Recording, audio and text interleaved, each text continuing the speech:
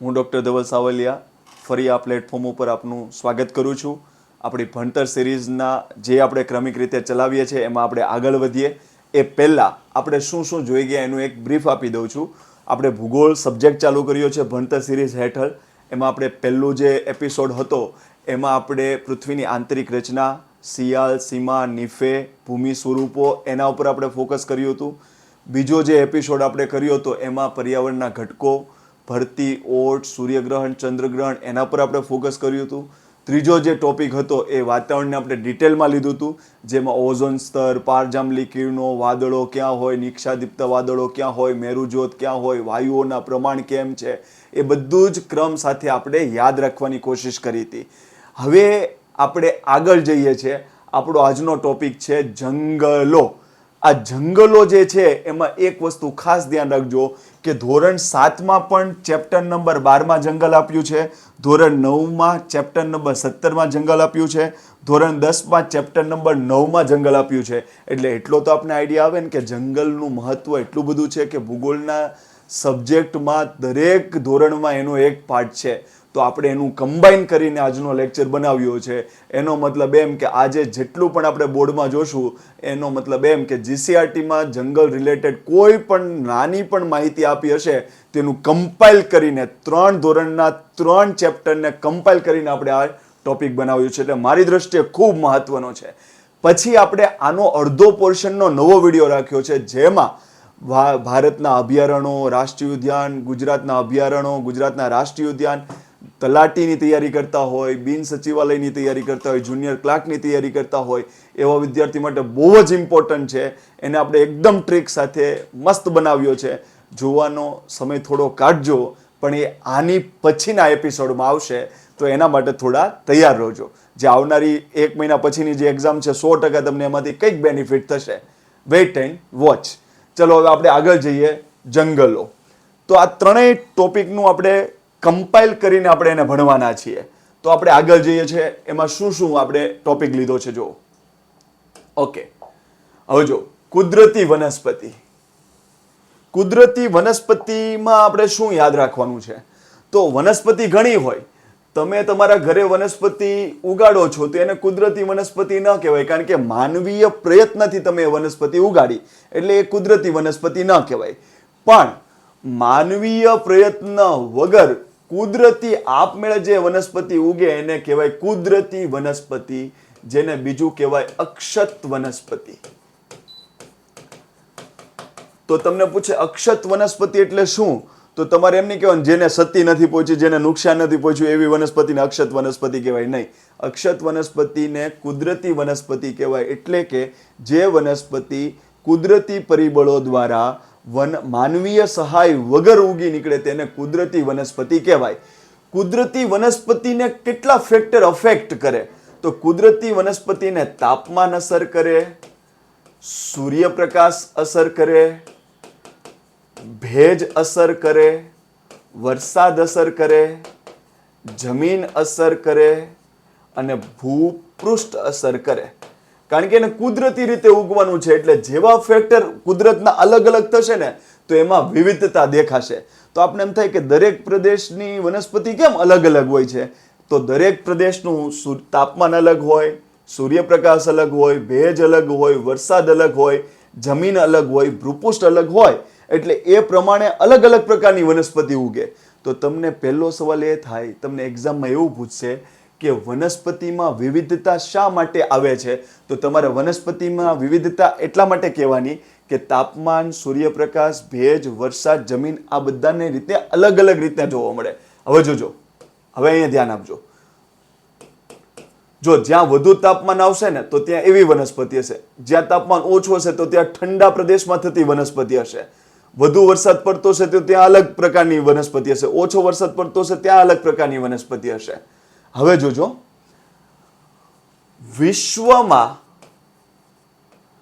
વનસ્પતિની વિવિધતાની દ્રષ્ટિએ આપણું 10મું સ્થાન છે. એશિયામાં આપણું 4થું સ્થાન છે. એટલે તમને એક સવાલ એવો પૂછવામાં આવે કે કુદરતી વનસ્પતિ અથવા તો વનસ્પતિની જૈવ વિવિધતાની દ્રષ્ટિએ વિશ્વમાં ભારતનું કેટલામું સ્થાન છે? 10મું સ્થાન છે. એશિયામાં કેટલામું સ્થાન છે? 4થું સ્થાન છે. આપણે ત્યાં 5000 જેટલા વૃક્ષોની જાતો જોવા મળે છે. ભારતમાં કેટલા પ્રકારના વૃક્ષોની જાતો જોવા મળે છે? 5000 જેટલા વૃક્ષોની જાતો જોવા મળે છે. 500 માંથી થોડા 50 કાઢી લો. 450 વૃક્ષો વ્યાપારી પ્રકૃતિના છે. એટલે થોડો ડેટા આપણે જોઈએ છે. તો 5000 જેટલા વૃક્ષો આપણે ત્યાં જોવા મળે છે. 5000 સંખ્યાની 5000 પ્રકારના અલગ અલગ વૃક્ષો. એમાંથી 450 વૃક્ષો એવા છે કે જે અલગ પ્રકારના વ્યાપારી મહત્વ ધરાવે છે. 15000 જેટલા વૃક્ષો તો ના કહેવાય, પણ 15000 જેટલા ફૂલ છોડ પ્રકારની પ્રજાતિ જોવા મળે છે. તો તમને પૂછશે કે ફૂલ ધરાવતા છોડ અથવા વૃક્ષો એ કેટલા સંખ્યામાં આપણી પ્રજાતિ જોવા મળે છે આપણા ભારતમાં? 15000. 1 ને 5 ઉપરથી યાદ રાખજો. 6% વિશ્વના 6% ફૂલોની પ્રજાતિ ભારતમાં જોવા મળે છે. એટલે ડેટા કેવા યાદ રાખ્યા ખબર છે? 5000 અને 450, 15000 અને 6%. તો 5000 પ્રકારના વૃક્ષો ભારતમાં જોવા મળે છે. 500 માંથી યાદ રાખજો 450. 450 વૃક્ષો વ્યાપારી મહત્વ ધરાવે છે. 15000 ફૂલ છોડ પ્રકારના વૃક્ષો જોવા મળે છે અને એ 6% વિશ્વના છે. 15 પરથી યાદ રાખજો 6%. હવે યાદ રાખજો, ભારતમાં આયુર્વેદ જે છે આપણું સાહિત્ય, એમાં 2000 જેટલી વનસ્પતિઓનો ઉલ્લેખ છે કે જે ઔષધીય ગુણ ધરાવતા હોય. અને જીસીઆરટીમાં આખું કોષ્ટક આપ્યું છે કે કઈ વનસ્પતિ કઈ પ્રકારની ઔષધીય ગુણ ધરાવે છે. મેં એને આગળ રાખ્યું જ છે અને એ આપણે યાદ રાખવાનું છે, કારણ કે સરસ મજાનો તમને સવાલ પૂછશે કે એક વનસ્પતિ મૂકશે અને એની સામે ઔષધીય ગુણ મૂકશે કે ક્યાં કામમાં આવે છે અને એમ પૂછશે કે જોડકા જોડો. ઓકે, તો આપણે આવડવું જોઈએ. તો જો કુદરતી વનસ્પતિમાં કેટલી વસ્તુ યાદ રાખવાની છે કે એનું બીજું નામ છે અક્ષત વનસ્પતિ. એને કયા કયા ફેક્ટરના લીધે એનામાં વિવિધતા આવે છે? વિવિધતા આવે છે તો વિશ્વમાં કેટલામું સ્થાન છે વિવિધતાની દ્રષ્ટિએ વનસ્પતિમાં? એશિયામાં કેટલામું સ્થાન છે? આશરે કેટલા પ્રકારના જાતિવાળા વૃક્ષો ભારતમાં જોવા મળે છે? એમાંથી કેટલા વ્યાપારી પ્રકૃતિના છે? ફૂલ છોડ ધરાવતા હોય એવા વૃક્ષો કેટલા પ્રકારના છે? 15000. અને વિશ્વની કેટલા ટકા આપણે ત્યાં છે? 6%. તો એટલી વસ્તુ આપણે કુદરતી વનસ્પતિમાં જોવાની છે. હવે આપણે આગળ વધીએ. કુદરતી વનસ્પતિનું વર્ગીકરણ. ઓકે, કુદરતી વનસ્પતિનું જે વર્ગીકરણ છે, તો કુદરતી વનસ્પતિ છે ને એને 3 વર્ગીકરણમાં મૂકવામાં આવે છે. એક જંગલ, બરાબર, પછી ઘાસના મેદાન અને કાંટાળા જંગલ અથવા તો શું કહેવાય શુષ્ક પ્રદેશમાં થતા.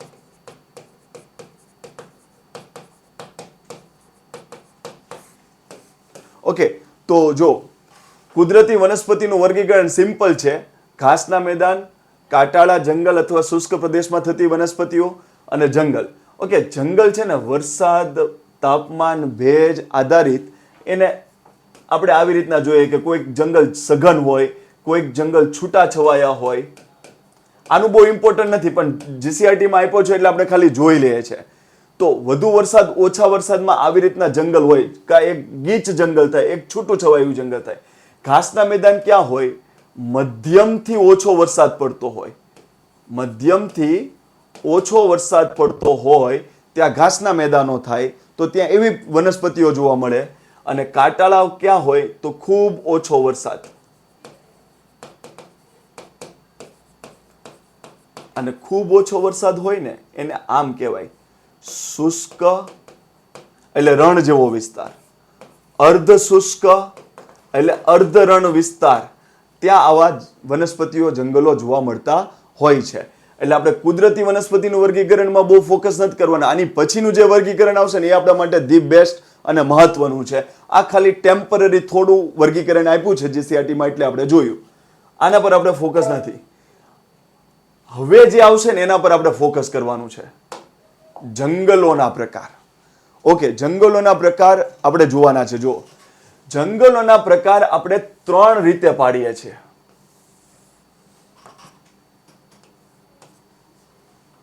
ઓકે, એક આબોહવાની દ્રષ્ટિએ જંગલોના પ્રકાર, એક વહીવટની દ્રષ્ટિએ જંગલોના પ્રકાર, અને એક માલિકી,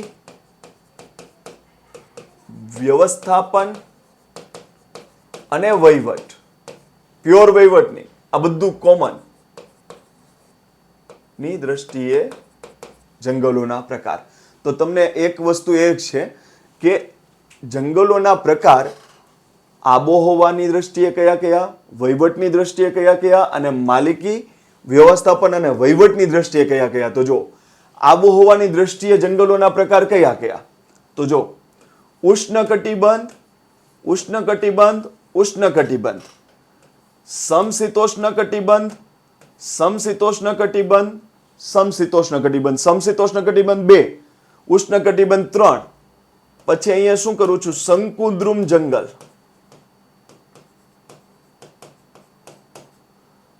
ભરતીના જંગલ,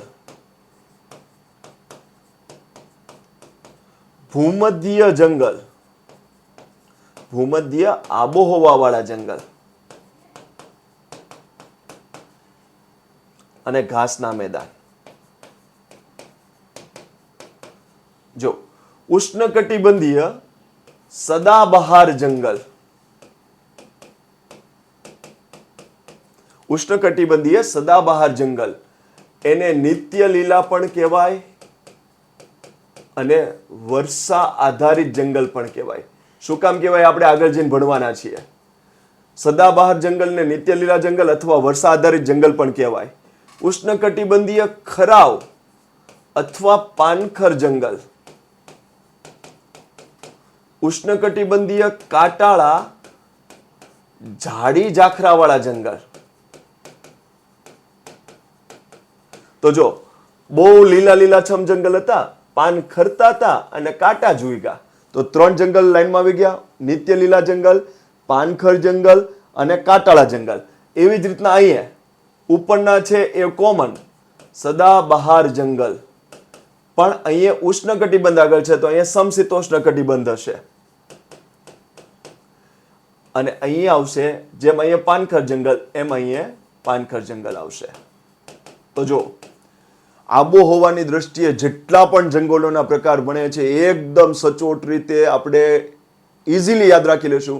કારણ કે તમને કેવા સવાલ પૂછશે ખબર છે કે આ શરતમાં કયા પ્રકારનું જંગલ થાય, પછી આ જંગલ ક્યાં ક્યાં જોવા મળે, પછી એક વનસ્પતિ આપશે અને સામે જંગલનો પ્રકાર આપશે ને એમ કહેશે જોડકા જોડો. એક પણ સવાલ આપણો મિસ નહીં થાય, આપણે સરસ રીતે તૈયારી કરશું. તો પહેલા તો એના પ્રકાર યાદ રાખો. આબોહવાની દ્રષ્ટિએ કયા કયા જંગલ, તો 3 ઉષ્ણકટિબંધ ને 2 સમશીતોષ્ણ. ઉષ્ણકટિબંધ નિત્ય લીલા, ઉષ્ણકટિબંધ પાનખરી ગયા અને ઉષ્ણકટિબંધ કાંટા જ ઉગ્યા નકરા. નિત્ય લીલા, પાનખર, કાંટાળા જંગલ. એમ સમશીતોષ્ણ કટિબંધમાં ઉપરના કોપી જ મારી દેવાના, નિત્ય લીલા, પાનખર. પછી આવશે શંકુદ્રુમ જંગલ, ભરતીના જંગલ, ભૂમધ્ય આબોહવાના જંગલ, ઘાસના મેદાન. મોસ્ટ ઇમ્પોર્ટન્ટ છે, આપણે બધું જ એકદમ ક્લિયર કટ ભણીશું. વહીવટની દ્રષ્ટિએ, ઓકે, વહીવટની દ્રષ્ટિએ છે ને 3 ફોરેસ્ટના પ્રકાર છે. જો ધારો કે આ 7મા ધોરણમાં આપ્યું છે ને તો આ 9મા એમાં આપ્યું છે, આ 10મામાં આપ્યું છે. એટલે શું સમજાણું, આપણે હેડિંગ જ મૂક્યું છે કે બધા ધોરણનું કમ્પાઇલ કરીને એક જગ્યાએ એક સિંગલ બોર્ડ ઉપર આપણે ટોપિક લાવી દીધો છે. વહીવટની દ્રષ્ટિએ કયા કયા ભાગ પડે છે, તો જો અનામત જંગલ, પછી સંરક્ષિત જંગલ. આ તમને વન લાઇનર પૂછી શકે, મેન્સની કોઈ તૈયારી કરતા હોય એમાં પૂછી શકે. અને અવર્ગીકૃત જંગલ, આના ઇંગ્લિશ નામ યાદ રહેતા હોય તોય સારા. અનામત જંગલ હોય એને રિઝર્વડ ફોરેસ્ટ કહેવાય. પછી સંરક્ષિત જંગલ હોય એને કહેવાય પ્રોટેક્ટેડ ફોરેસ્ટ. અને અવર્ગીકૃત જંગલ હોય એને કહેવાય અનક્લાસિફાઈડ ફોરેસ્ટ. તો આપણે વહીવટની દ્રષ્ટિએ 3 ફોરેસ્ટ આવશે, અનામત જંગલ, સંરક્ષિત જંગલ, અવર્ગીકૃત જંગલ. હવે માલિકીની દ્રષ્ટિએ, ઓકે, માલિકીની દ્રષ્ટિએ આપણે બધાને ખબર પડે કે માલિકીની દ્રષ્ટિએ કયા કયા જંગલ હોય. બહુ ક્લિયર છે ભાઈ, માલિક હોય તો રાજ્ય માલિકીનું, એટલે કોઈ સરકાર એનું માલિક છે, રાજ્ય માલિકીનું જંગલ. પછી સમુદાય માલિક હોય તો સામુદાયિક વન, અને ખાનગી કોઈ માલિક હોય તો ખાનગી માલિકીનું વન. ઓકે, આને કહેવાય ઇંગ્લિશમાં સ્ટેટ ફોરેસ્ટ. સ્ટેટ ફોરેસ્ટ આને કહેવાય કમ્યુનિટી ફોરેસ્ટ, અને આને કહેવાય પ્રાઇવેટ ફોરેસ્ટ. આટલું કરી લે ને મિત્રો, એટલે જીસીઆરટી માંથી ગમે ત્યાં સવાલ પૂછે, આપણો જવાબ આપને પરફેક્ટ આવડે તો આપણે આને એક પછી એક જોશું. લાંબો ટોપિક થશે, પણ એટલું યાદ રાખજો કે સરળતાથી કોઈ સફળતા તરત મળતી હોય એ ક્યારેય બનતું નથી. ધગસ સાથે તમારે ડિટેલમાં વાંચન તમારું હોવું જ જોઈએ. એવી કોઈ તૈયારી ના હોવી જોઈએ કે કોઈ એક્ઝામ આવે તેના મહિના પહેલાં હું બધું જ વાંચીને કોઈ એક્ઝામ પાસ થઈ શકું, એવું ક્યારેય નથી હોતું. એટલે શાંતિથી આપણે એક એક ટોપિક સિમ્પલથી સરળતાથી યાદ રહે એવી રીતના ભણવાના છે. અને આટલું ભણી લે એટલે જીસીઆરટીમાં જંગલનો ટોપિક આપણો કમ્પ્લીટ. ઓકે, હવે જો પહેલું જે આપણે વાત કરીને આબોહવાની દ્રષ્ટિએ, પછી આપણે માલિકીની દ્રષ્ટિએ જશું, પછી વહીવટની દ્રષ્ટિએ. તો આબોહવાની દ્રષ્ટિએ પહેલું આપણે જોઈએ છે ઉષ્ણકટિબંધીય વરસાદી જંગલ. ઓકે, હવે જો આમાં આપણે ઉષ્ણકટિબંધીય વરસાદી જંગલ છે, તો ઉષ્ણકટિબંધ એક શબ્દ મહત્વનો છે.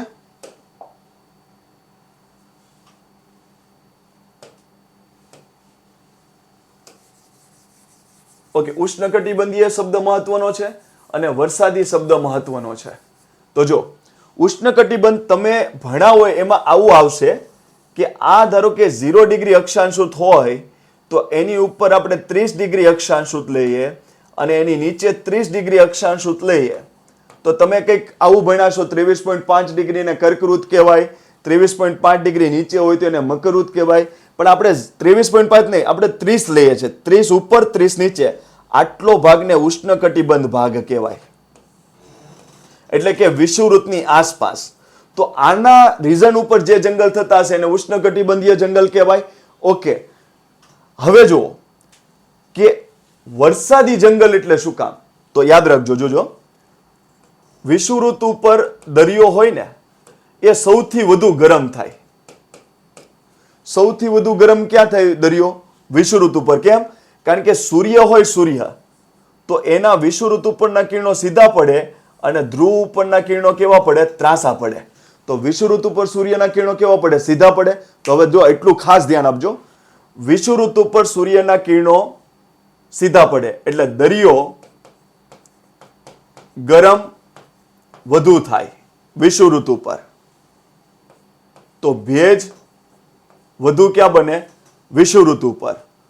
તો વરસાદ વધુ ક્યાં પડે? વિષુવવૃત્ત ઉપર. તો જંગલો સારા ક્યાં થાય? વિષુવવૃત્ત ઉપર. તો જૈવ વિવિધતા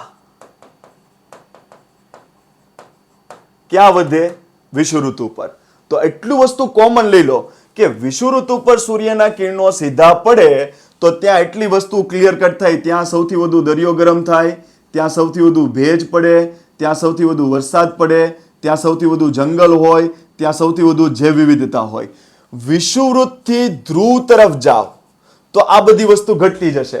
દરિયો ઓછો ગરમ થવા માંડે, ભેજ ઓછું બનવા માંડે, વરસાદ ઓછો પડવા માંડે, જંગલો ઓછા બનવા માંડે, જૈવ વિવિધતા ઓછી થવા માંડે. આટલી વસ્તુ યાદ રાખજો વિષુવવૃત્તથી ધ્રુવ તરફ. અને અહીં એક વસ્તુ યાદ રાખજો, ભેજ જેટલો વધુ ત્યાં રોગ પુષ્કળ.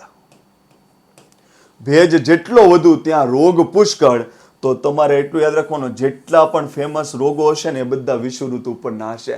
બરાબર? કોંગો ફીવર લઈ લો કે પછી ડેન્ગ્યુ લઈ લો, ચિકનગુનિયા લઈ લો કે ઝીકા વાયરસ લઈ લો કે કોંગો ફીવર લઈ લો, આ બધી જ વસ્તુ હંમેશા વિષુવવૃત્તની આસપાસ ક્યાંકથી હશે.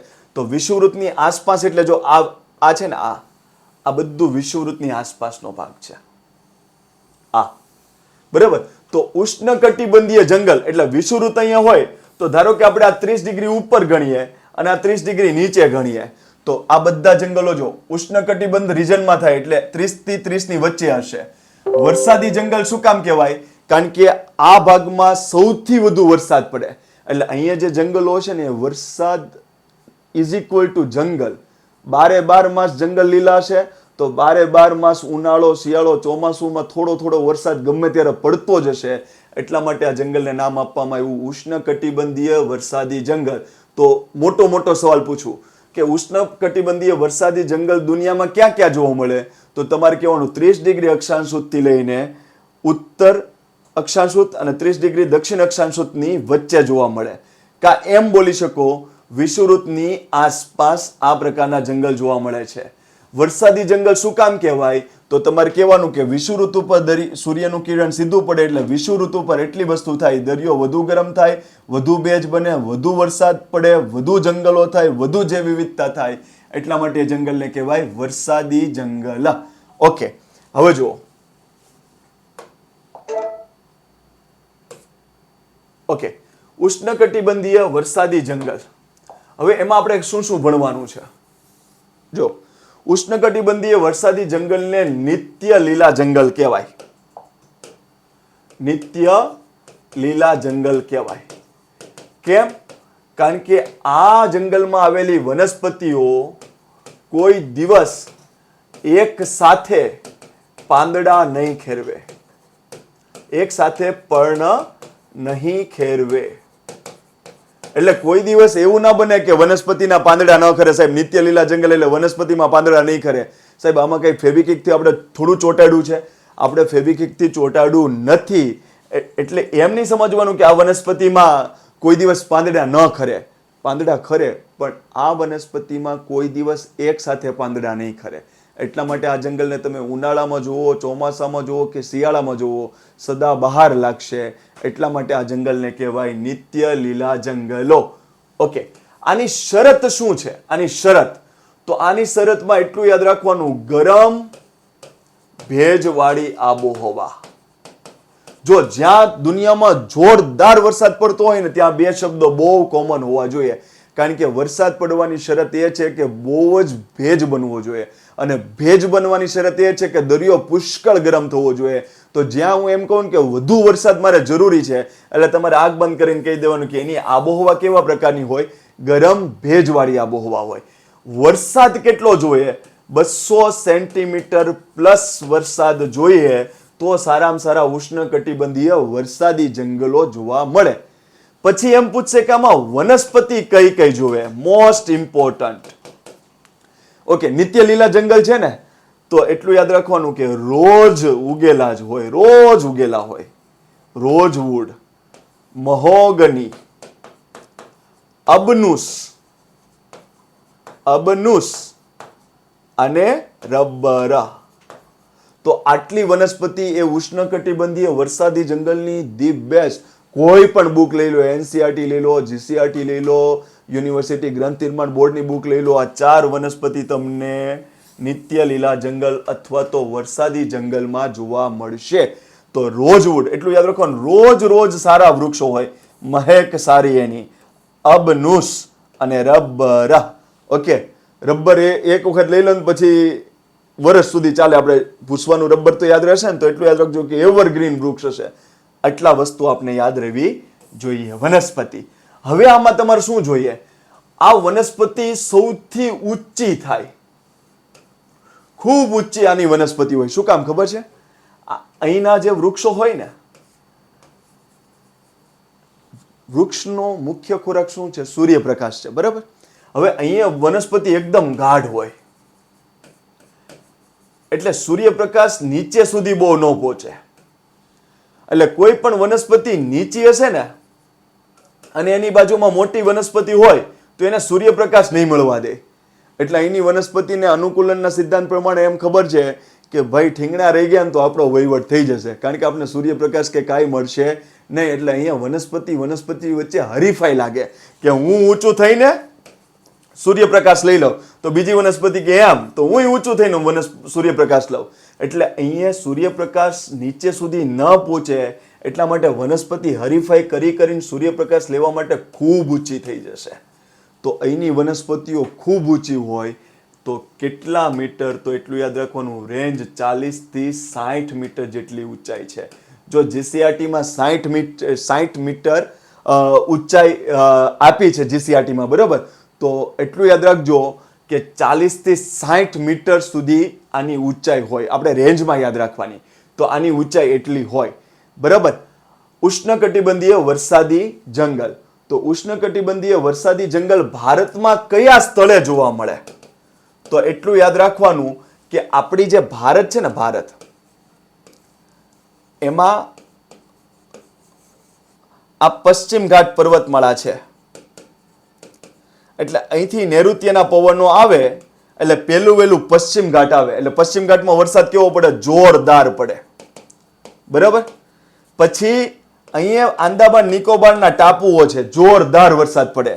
અહીંયા લક્ષદ્વીપના ટાપુઓ છે, જોરદાર વરસાદ પડે. ટાપુ હોય તો કોઈ પણ બાજુથી વાદળ આવશે, દરિયામાંથી આવશે, એટલે ભેજ કેવો હશે? જોરદાર હશે ને. તો ટાપુ પર વરસાદ હંમેશા જોરદાર પડતો હોય. તો લક્ષદ્વીપમાં જોરદાર વરસાદ પડે, આંદામાન નિકોબારમાં જોરદાર વરસાદ પડે, પશ્ચિમ ઘાટ પર્વતમાળાના પશ્ચિમ ઢોળાવ ઉપર, કારણ કે આમ પશ્ચિમ ઢોળાવ આવે અને પછી પૂર્વ ઢોળાવ આવે. તો વાદળ આમ ચડે એટલે પશ્ચિમ ઢોળાવ ઉપર જોરદાર વરસાદ આપે અને પૂર્વ ઢોળાવ ઉપર ઓછો વરસાદ આપે. તમે વાતાભિમુખ સાઈડ અને વાતાવિમુખ સાઈડ તમે સાંભળી જશે, બરાબર ને. તો વાતાભિમુખ સાઈડ આ થાય, કારણ કે અહીંથી વરસાદના વાદળો આવે છે. એટલે પશ્ચિમ ઘાટના પશ્ચિમ ઢોળાવ ઉપર જોરદાર વરસાદ પડે. અને અહીંયા જે નોર્થ ઇસ્ટના 7 સ્ટેટ છે ને, તમને જ ખબર છે, મેઘાલયમાં મોસિનરામ, ચેરાપુંજી આવ્યું છે ને, તો અહીંયા દુનિયામાં જોરદાર વરસાદ પડે છે. તો અહીંયા કેવા પ્રકારના જંગલો થાય? ઉષ્ણકટિબંધીય વરસાદી જંગલો. આટલું ક્લિયર? તો ઉષ્ણકટિબંધીય વરસાદી જંગલોમાં આપણે કેટલું યાદ રાખવાનું છે કે એને નિત્યા લીલા જંગલ શું કામ કહેવાય? તો 12 માસ એક સાથે વનસ્પતિઓ પાંદડા નથી ખેરવતા. પછી એને વરસાદી જંગલ શું કામ કહેવાય? કારણ કે દુનિયામાં સૌથી વધુ વરસાદ પડે છે ઉષ્ણકટિબંધ રીજનમાં, વિષુવવૃત્તની આસપાસ, ત્યાં આ પ્રકારના જંગલ થાય છે. કેવી પ્રકારની આબોહવા હોય? ગરમ ભેજવાળી આબોહવા હોય. વરસાદ કેટલો જોઈએ? 200 સેન્ટીમીટર પ્લસ. વનસ્પતિઓ કેવી હોય? ઊંચી હોય. અને વનસ્પતિમાં કઈ કઈ? તો RRR મૂવી નહીં, રોઝવુડ, રબર, અબનુસ, મહોગની. અને આટલી વસ્તુ આપણે ઉષ્ણકટિબંધીય વરસાદી જંગલમાં યાદ રાખવાની છે. હવે આપણે આગળ જઈએ.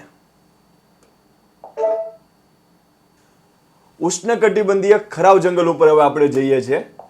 તો ઉષ્ણકટિબંધીય ખરાવ જંગલ, ઓકે, તો સેમ આપણે આગળ ભણી ગયા હતા કે ઉષ્ણકટિબંધ રીજન કોને કહેવાય? 30 ડિગ્રી ઉત્તર અક્ષાંશથી 30 ડિગ્રી દક્ષિણ અક્ષાંશ ઉપર, બરાબર.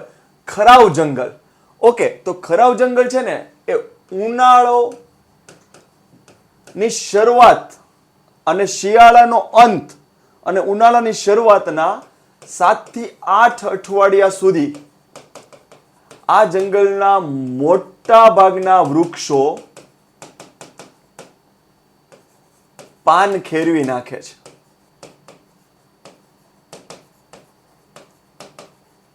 એટલા માટે તેને ખરાવ અથવા પાનખર જંગલ કહેવાય.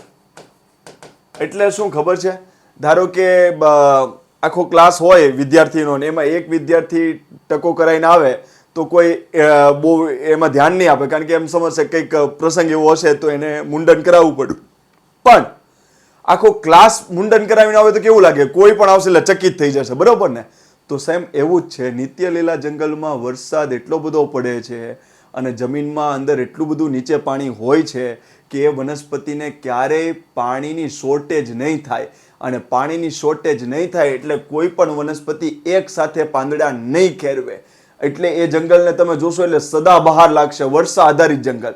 પણ અહીંયા પાણીની શોર્ટેજ પડે છે એટલે, અને એ પણ ક્યારે પડે? શિયાળાની એન્ડ ઉપર અને ઉનાળાની શરૂઆતનો ભાગ જે આવશે એમાં જોરદાર પાણીની અછત થશે.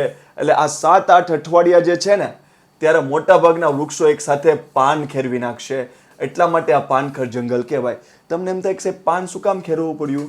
તો પર્ણરંધ્રો હોય પર્ણમાં, એમાંથી વનસ્પતિ પાણી ગુમાવતી હોય, એને કહેવાય બાષ્પ નિષ્કાસન. ઓકે, દરિયો ગરમ થઈને પાણી ભેજ સ્વરૂપે આવે વાતાવરણમાં, એને બાષ્પીભવન કહેવાય. પણ વનસ્પતિના પાંદડામાંથી જે ભેજ નીકળતો હોય અને વાતાવરણમાં આવતું હોય એ ક્રિયાને કહેવાય બાષ્પ નિષ્કર્ષણ. તો આ પાણી પાંદડામાં આવ્યું ક્યાંથી? ડાળીમાંથી. ડાળીમાંથી ક્યાંથી આવ્યું? થડમાંથી. અને થડમાં પાણી ક્યાંથી આવ્યું? વનસ્પતિના મૂળમાંથી આવ્યું. તો હવે પાણી, જમીનનું સ્તર પાણીનું નીચું ગયું એટલે મૂળને પાણી નથી મળતું, તો થડને ઓછું પાણી મળશે, તો પાંદડાને એકદમ ઓછું મળશે. અને જો પાંદડું રાખે તો દુકાળમાં અધિક માસ, પૈસા હોય નહીં અને તમે ખર્ચો કર્યા કરો તો શું થાય? દુકાળમાં અધિક માસ થાય ને. તો એવી જ રીતના અહીંયા પાણીનો દુકાળ આવ્યો એટલે અહીંની વનસ્પતિ કહેશે ચાલો સામૂહિક મુંડન કરો, પાણી ખતમ થઈ ગયું એટલે બધી વનસ્પતિઓ એક સાથે પાંદડા ખેરવી નાખશે. એટલા માટે એને જંગલને કહેવાય પાનખર જંગલ. હવે તમને એક્ઝામમાં એવું પૂછશે કે નીચેમાંથી કયા જંગલને મોસમી જંગલ કહેવાય? તો તમારો જવાબ આવે પાનખર જંગલ. કેમ મોસમી જંગલ? હવે ઓબ્વિયસલી છે નિત્યલીલા જંગલ, એનું બીજું નામ શું હતું? વર્ષા આધારિત જંગલ.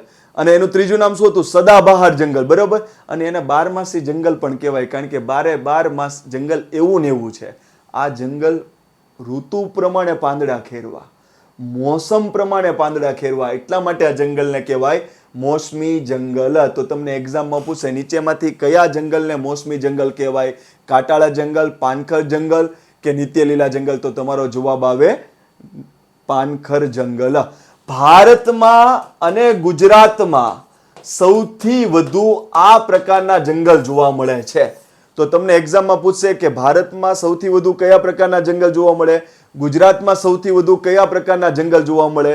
તો તમારે કહેવાનું ઉષ્ણકટિબંધીય ખરાવ જંગલ અથવા પાનખર જંગલ. તમને એમ થાય કે સાહેબ આ કેવી રીતના? તો યાદ રાખજો. જો ભારતનો વરસાદ છે 118 સેન્ટીમીટર, ગુજરાતનો સરેરાશ વરસાદ છે 83 સેન્ટીમીટર. જો ભૂલાઈ જાય તો એટલું યાદ રાખજો, 8 માંથી 11 માંથી 8 બાદ કરો ને તો 3 આવે. ક્લિયર? તો 83 એટલે 8 અહીંયા મૂકી દીધા, 8 + 3 કરો એટલે 11, એટલે 118 સેન્ટીમીટર ભારતનો સરેરાશ વરસાદ છે અને ગુજરાતનો સરેરાશ વરસાદ છે 83 સેન્ટીમીટર. જો તમે એમ કહેતા હોય નિત્યલીલા જંગલો 200 સેન્ટીમીટરથી વધુ વરસાદમાં થાય, તો એનાથી ઓછા વરસાદમાં આ જંગલ થાય. એટલે આ જંગલ કેટલા સેન્ટીમીટરમાં થાય? 200 સેન્ટીમીટરથી 70 સેન્ટીમીટરની વચ્ચે વરસાદ જે હોય ને એમાં આ જંગલ થાય. તો તમે જોઈ લો, ભારતનો સરેરાશ વરસાદ 118 આની વચ્ચે આવી જાય છે, પછી ગુજરાતનો સરેરાશ વરસાદ આની વચ્ચે આવી જાય છે. તો ભારત અને ગુજરાતમાં સૌથી વધુ કયા પ્રકારના જંગલ જોવા મળે? પાનખર જંગલ. એ નો ઓપ્શનમાં આપ્યું હોય તો કયો જંગલ? મોસમી જંગલ. કારણ કે આપણો દેશ કયા પવનોથી વરસાદ લાવે છે? મોસમી પવનો. આપણી આબોહવા કેવા પ્રકારની આબોહવા છે? મોસમી આબોહવા. આપણા જંગલો સૌથી વધુ કેવા પ્રકારના છે? મોસમી જંગલો. તો બધું જ આમાં આપણે કમ્પ્લીટ કરી દીધું. હવે આપણે બે વસ્તુ આમાં જોવાની રહે. એક તો આ કયા કયા સ્થળ ઉપર થાય છે આ જંગલો, બરાબર? અને બીજી વસ્તુ આપણે એ જોવાની થાય કે આમાં વનસ્પતિ કેવા કેવા પ્રકારની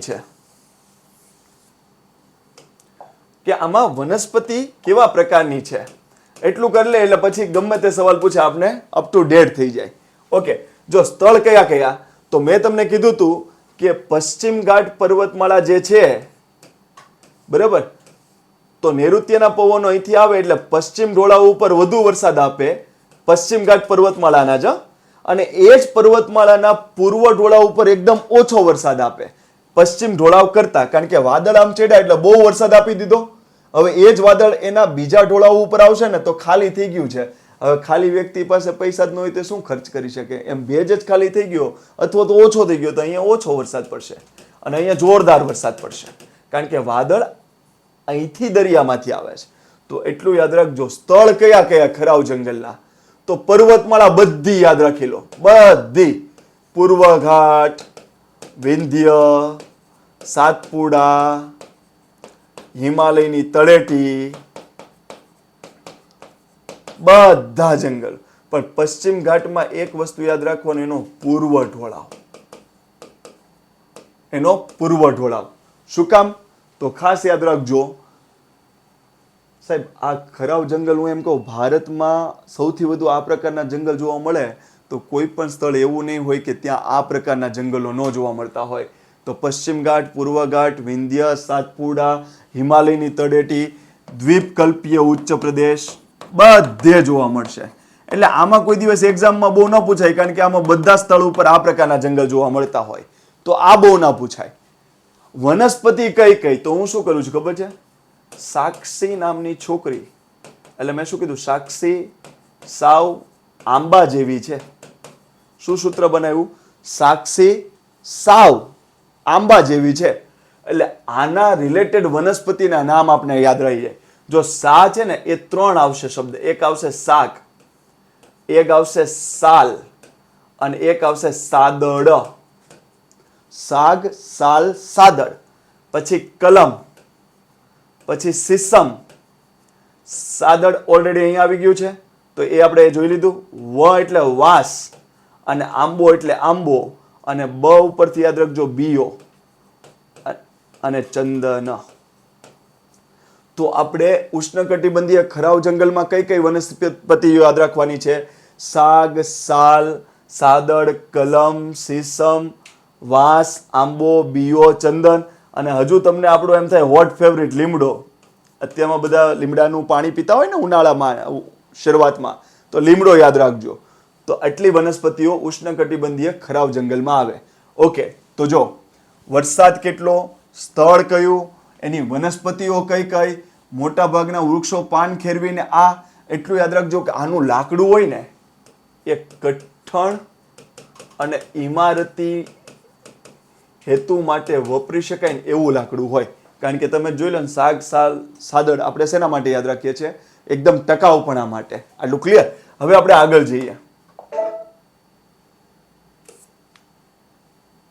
ઓકે, ઉષ્ણકટિબંધીય કાટાળા જંગલ.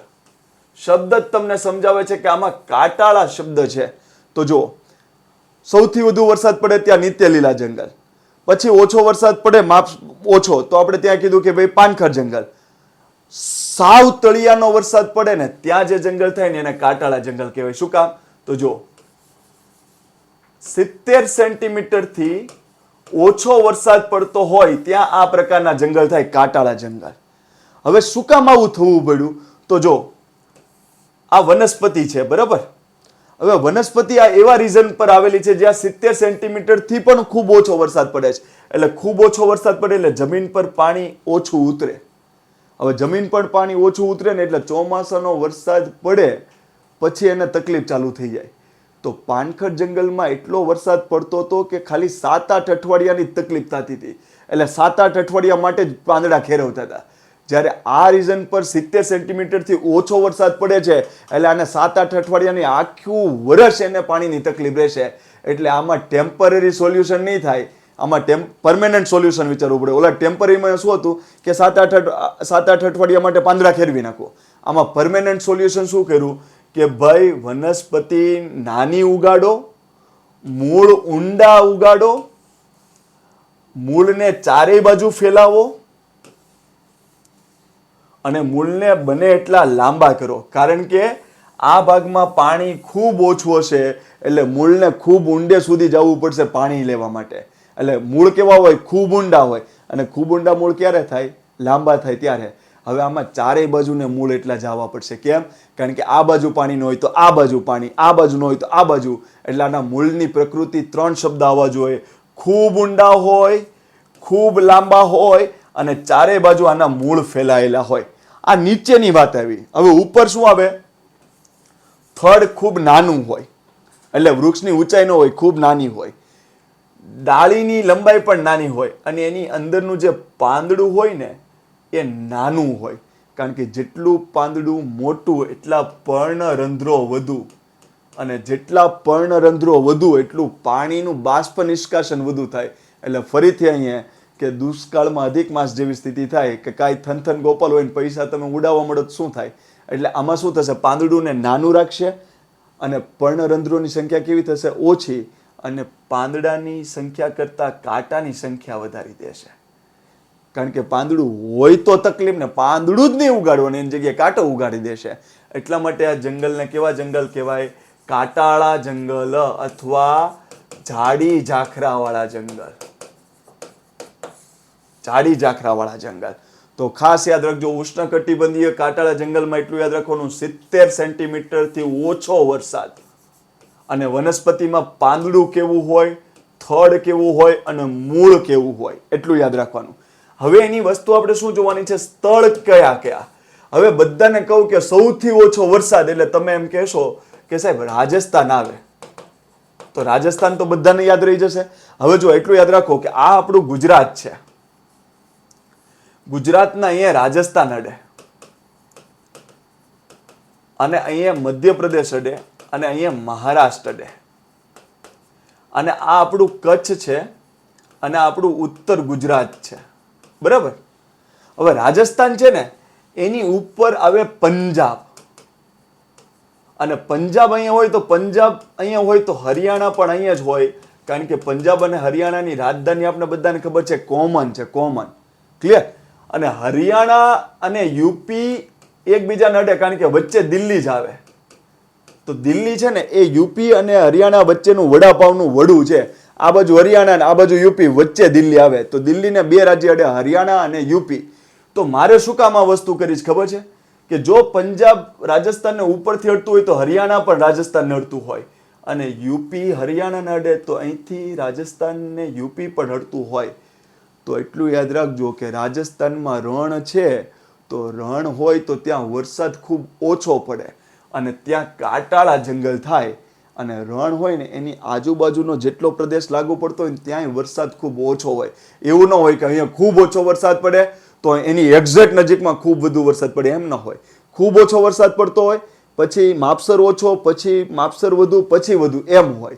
તો મારે એટલું યાદ રાખવાનું છે કે રાજસ્થાનની નીચે ગુજરાત છે, આ બાજુ મધ્યપ્રદેશ છે, આ બાજુ યુપી છે, આ બાજુ હરિયાણા છે, આ બાજુ પંજાબ છે. તો એટલા એવા રીઝનમાં કાંટાળા જંગલ સારા એવા પ્રમાણમાં જોવા મળતા હોય, પણ શરત માત્ર એટલી, દક્ષિણ પંજાબ, દક્ષિણ હરિયાણા, પશ્ચિમ યુપી, કારણ કે યુપીનો પશ્ચિમ ભાગ અડશે, મધ્યપ્રદેશનો ઉત્તર પશ્ચિમ ભાગ અડશે, અને ગુજરાતનો ઉત્તર ભાગ અડશે.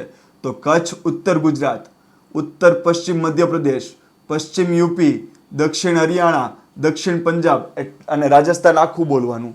એટલામાં ઉષ્ણકટિબંધીય કાંટાળા જંગલો જોવા મળશે. હવે એમાં વનસ્પતિ કઈ કઈ, તો વનસ્પતિ તો આની બધાને ખબર પડે સાહેબ, બાવળ, બોરડી, થોર, ખીજડો, ટીમરું વગેરે વગેરે. આટલી વનસ્પતિઓ આપણે સારી આવડવી જોઈએ. ગાંડો બાવળ, તમારે બાવળ ડાયો રાખવો, ગાંડો રાખવો એ તમે જોજો, પણ આટલી વનસ્પતિ આપણે જોવાની રહેશે. તો ઉષ્ણકટિબંધીય કાંટાળા જંગલો ક્યાં ક્યાં, 70 સેન્ટીમીટરથી ઓછો વરસાદ, વનસ્પતિની લાક્ષણિકતા, સ્થળ ક્યાં આગળ, અને વનસ્પતિ કઈ કઈ, એટલી વસ્તુ આપણે યાદ રાખવાની છે. ઓકે, હવે આપણે આગળ જઈએ. સમશીતોષ્ણ કટિબંધીય બારેમાસ જંગલ. ઓકે, જેમ ઉષ્ણકટિબંધીય બારેમાસ જંગલો જોયા હતા ને, એમ સમશીતોષ્ણ કટિબંધીય બારેમાસ જંગલ બધું કોમન. પણ ખાલી એટલું યાદ રાખજો, ઉષ્ણકટિબંધીય જંગલો જે હતા ને એમાં આપણે 200 સેન્ટીમીટર પ્લસ વરસાદ રાખ્યો હતો, બરાબર, પ્લસ. ઉષ્ણકટિબંધીય બારેમાસ, જો અહીંયા લખું ઉષ્ણકટિબંધીય બારેમાસ માટે, તો same copy to copy 200 centimetre plus સમશીતોષ્ણ કટિબંધીય બારેમાસ જંગલ. ફરક માત્ર એટલો જ રહેશે કે આ જંગલ ગરમ ભેજવાળી આબોહવામાં થાય. તો આ જંગલ તમારે એમ યાદ રાખવાનો છે કે ઠંડી નહીં લેખવાનું. સમશીતોષ્ણ, સમ એટલે માપસર, શીત એટલે ઠંડી, ઉષ્ણ એટલે ગરમી. તો જ્યાં આગળ ઠંડી અને ગરમી માપસર છે એને સમશીતોષ્ણ કહેવાય. તો અહીંયા ગરમી હોય પણ સમ પ્રકારની ગરમી એટલે માપસર ગરમી, અને ભેજવાળી આબોહવા. વધુ વરસાદ હોય એટલે ભેજ તો હોય જ, તો ગરમ ભેજવાળી આબોહવા, અહીંયા ગરમ સમ ભેજવાળી આબોહવા. આ ડિફરન્સ છે. અને બીજો ડિફરન્સ શું, કે આ 30 ડિગ્રી ઉત્તર અક્ષાંશથી 30 ડિગ્રી દક્ષિણ અક્ષાંશની વચ્ચે, એટલે કે ઉષ્ણકટિબંધ રીજનમાં હોય, તો આ જંગલ 30 થી 60 ડિગ્રી અક્ષાંશુની વચ્ચે હોય, 30 થી 60 ડિગ્રી અક્ષાંશુની વચ્ચે હોય, એટલે પછી ઉત્તરનું રીઝન લો કે દક્ષિણનું રીઝન લો, આટલાની વચ્ચે હોય. આટલું ક્લિયર? હવે આમાં તમારે ખાલી શું યાદ રાખવાનું છે? સમશીતોષ્ણ કટિબંધીય બારેમાસ જંગલની વનસ્પતિ કઈ હોય અને એનું સ્થળ ક્યાં હોય. ઓકે, વનસ્પતિ કઈ હોય અને સ્થળ ક્યાં હોય? તો વનસ્પતિ બારેમાસ લીલા જંગલમાં આવશે વાંસ, બરાબર, વાંસ, ચીડ અને નીલગિરી. આને યાદ રાખવું હોય તો એટલું યાદ રાખવાનું, નીલગિરીની વાંસથી ચીડ ચડી. ભાઈ, નીલગિરીની વાંસથી ચીડ ચડી. ક્લિયર? તો નીલગિરી, વાંસ અને ચીડ આ 3 પ્રકારની વનસ્પતિ સમશીતોષ્ણ કટિબંધીય બારેમાસ લીલા જંગલ હોય ને ત્યાં સારા પ્રમાણમાં જોવા મળે. હવે એટલું યાદ રાખજો કે તમે જો ભારતનો મેપ જોવો ને તો કર્કવૃત છે એ ભારતના 8 રાજ્યમાંથી પસાર થાય, બરાબર. તો અહીંયા તમે જોશો તો નોર્થ ઇસ્ટનો થોડો ભાગ ઉષ્ણકટિબંધમાં છે અને થોડો ભાગ સમશીતોષ્ણ કટિબંધમાં છે. તો નોર્થ ઇસ્ટ રિજનમાં બારેમાસ લીલા જંગલો જે ઉપરના ભાગમાં થાય તો એ કેવા કહેવાય? ઉષ્ણકટિબંધ નહીં કહેવાનું, સમશીતોષ્ણ કટિબંધીય બારેમાસ જંગલ. પછી હિમાલય હોય, હિમાલય એની તળેટીમાં થાય તો જો કર્કવૃત પસાર થાય છે ગુજરાતમાંથી અને ભારતમાંથી, તો નીચેના ભાગમાં ઉષ્ણકટિબંધીય જંગલો થાય, ઉપરના ભાગમાં સમશીતોષ્ણ કટિબંધીય જંગલ થાય. તો તમારે આના લોકેશનમાં શું કહેવાનું છે? સ્થળમાં જો ઉત્તર પૂર્વોત્તરનો આ ભાગ સમશીતોષ્ણમાં છે તો આ ભાગ ઉષ્ણમાં છે, તો અહીંયા જે થશે તો ઉત્તર પૂર્વોત્તર ભારતમાં જે નિત્ય લીલા જંગલ થાય એને સમશીતોષ્ણ બારમાસ જંગલ કહેવામાં આવે. પછી હિમાલયની તળેટી પર જે જંગલ થશે એને કહેવાય સમશીતોષ્ણ બારમાસ જંગલ. તો આપણી પાસે કેટલી માહિતી આવી? ખાલી આબોહવા કેવી? સમ ભેજવાળી આબોહવા. વરસાદ કેટલો? 200 સેન્ટીમીટર પ્લસ. સમશીતોષ્ણ છે એટલે કયા રીઝનમાં થાય? 30 ડિગ્રી અક્ષાંશથી 60 ડિગ્રી અક્ષાંશની વચ્ચે, ઉત્તર ઉત્તર, દક્ષિણ દક્ષિણ. ઓકે, વનસ્પતિ કઈ કઈ? 3 જ યાદ રાખવાની છે, નીલગિરીની વાંસ થી ચીડ ચડી મને, અને સ્થળ કયું કયું? ઉત્તર પૂર્વોત્તર અને હિમાલયની તળેટી. ઓકે, હવે જો આગળ વધીએ. ઓકે, સમશીતોષ્ણ ખરાવ જંગલ, એમાં પણ ઉષ્ણકટિબંધીય પાનખર જંગલની જ કોપી 200 સેન્ટીમીટર થી 70 સેન્ટીમીટરની વચ્ચે. આબોહવા કેવી? સમ, માપસર ભેજ. વધુ ભેજ હોય તો સમશીતોષ્ણ કટિબંધીય નિત્ય લીલા જંગલ થઈ જાય, એટલે અહીંયા માપસર ભેજ આવશે. આટલું ક્લિયર? તો સમશીતોષ્ણ કટિબંધીય ખરાવ જંગલ, અને એમાં તમારે જે 2 વનસ્પતિ યાદ રાખવાની છે,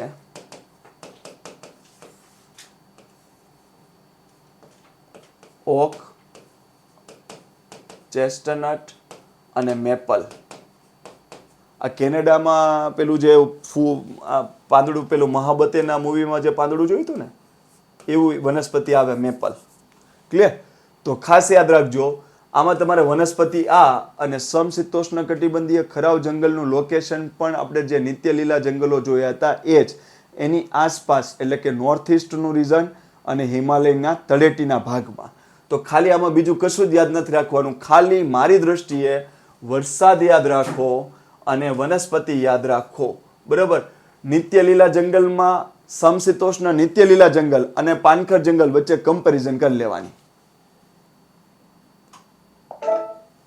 ઓકે, હવે જો હિમાલય પરની વનસ્પતિ.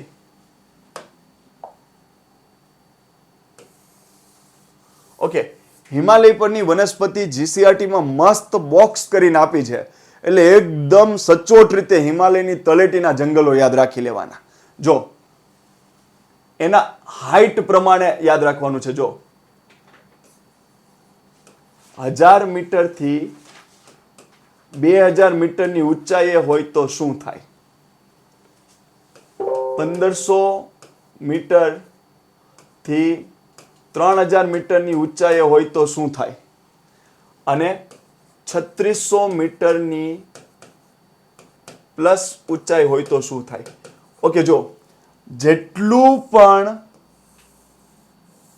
પર્વત હોય ને પર્વત, હવે અહીંયા ધ્યાન આપજો. મેં તમને આની પહેલાનો જે એપિસોડ છે એમાં મેં વાતાવરણ ભણાવ્યું છે. એમાં મેં તમને એમ કીધું છે કે વાતાવરણનું પહેલું આવરણ છે શોભાવરણ. શોભાવરણમાં નીચેથી ઉપર જતા તાપમાન ઘટે છે. નીચેથી ઉપર જતા તાપમાન ઘટે છે. જે વિદ્યાર્થી મિત્રોએ ન જોયું હોય અને તમને એમ લાગે કે મારે સાહેબ આ જાણવું છે, તો આ આપણો એપિસોડ ચોથો છે. તો 3જા નંબરનો એપિસોડ જે છે એમાં મેં વાતાવરણ આખું ભણાવ્યું છે. એ જો આપણે સમજી લઈએ તો ભૂગોળમાં ઘણા બધા ટોપિક આપણે ઇઝીલી આવડે. એમાંનું એક છે કે વાતાવરણનું પ્રથમ આવરણ જે છે પૃથ્વીની સપાટીથી નજીક, એને શોભાવરણ કહેવાય. એમાં એક મેં કન્સેપ્ટ બનાવ્યો છે કે નીચેથી ઉપર જાવ એમ તાપમાન ઘટે. એટલે અહીંયા જો તાપમાન પ્લસ હોય તો તમારે એમ સમજવાનું કે અહીંયા તાપમાન માઇનસ હશે. તો જેમ પર્વતમાં નીચેથી ઉપર જતા જાવ ને, તો અહીંયા ધારો કે ગરમી હોય તો અહીંયા ઠંડી હશે, તો અહીંયા સમઠંડી અને ગરમી હશે. તો એટલું યાદ રાખજો, એક જ પર્વતમાળા જો ખૂબ ઊંચી હોય તો એક જ પર્વતમાળામાં ત્રણ પ્રકારના જંગલ આવી જાય. જો નીચેના ભાગમાં ઉષ્ણકટિબંધીય જંગલ હોય તો એનાથી ઉપર જાવ તો સમશીતોષ્ણ કટિબંધીય જંગલ આવે, એનાથી ઉપર જાવ તો શીત કટિબંધીય જંગલ આવે. એક જ પર્વતમાળામાં એક જ જગ્યાએ. કારણ કે એટલું યાદ રાખો કે જેમ અક્ષાંશ ઋતુમાં તમે આમ કહો છો ને કે વિષુવવૃત્તથી ધ્રુવ તરફ જતા સૂર્યના કિરણો અહીંયા સીધા હોય તો અહીંયા ત્રાસા થાય છે, તો અહીંયા ગરમી વધુ હોય તો અહીંયા ગરમી ઓછી હોય. તો તમે જેમ એમ બોલ્યા ને કે વિષુવવૃત્તથી ધ્રુવ તરફ જતા સૂર્યની કિરણો ત્રાસા થતા જાય છે, ગરમીથી ઠંડી થતી જાય છે. તો ધારો કે અહીંયા ઉષ્ણકટિબંધીય જંગલ હોય આ અક્ષાંશ ઋતુ પર, તો થોડા ઉપર જાઓ તો ત્યાં સમશીતોષ્ણ કટિબંધીય જંગલ હશે, એનાથી ઉપર જાઓ તો શીત કટિબંધીય જંગલો. બરાબર, તો આ અક્ષાંશ ઋતુની દ્રષ્ટિએ ચેન્જ થયું. પણ એવી જ રીતના એક ને એક સ્થળે પર્વત છે પણ ઊંચો હોય તો તમે જેમ અક્ષાંશ વિષુવવૃત્તથી ધ્રુવ તરફ જાઓ એમ ગરમી ઘટતી જાય, એમ પર્વતમાંય નીચેથી ઉપર જાવ એમ ગરમી ઘટતી જાય. તો એક જ પર્વતમાં 3 પ્રકારના જંગલો જોવા મળે. એટલા માટે હિમાલય પરની વનસ્પતિ ભણવાનું આવે ને ત્યાં આગળ તમને જો આવું જોવામાં આવશે કે આટલી ઊંચાઈએ શું થાય, આટલી ઊંચાઈએ શું થાય, આટલી ઊંચાઈએ શું થાય. શું કામ આવું ભણવું પડ્યું? કારણ કે આપણે સમજાવે છે કે પર્વતમાં નીચેથી ઉપર જઈએ ત્યારે આવી ઘટના થાય છે. આટલું ક્લિયર? ઓકે, હવે જુઓ.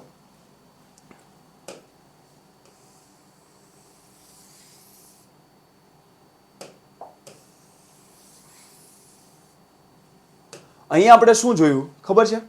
અહીંયા આપણે એ જોયું કે હિમાલય ઉપર જ્યારે વનસ્પતિ કે જંગલનો ભાગ બનીએ ત્યારે આવું શા માટે કરવામાં આવે છે?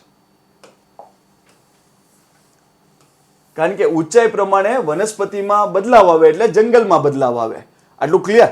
તો હવે આના પર એક પછી એક આપણે ફોકસ કરીએ છીએ. 1000 મીટરથી 2000 મીટરની ઊંચાઈ, 1500 થી 3000 મીટરની ઊંચાઈ, 3600 મીટરની ઊંચાઈ, આટલા 3 ભાગ આપણે પાડ્યા છે.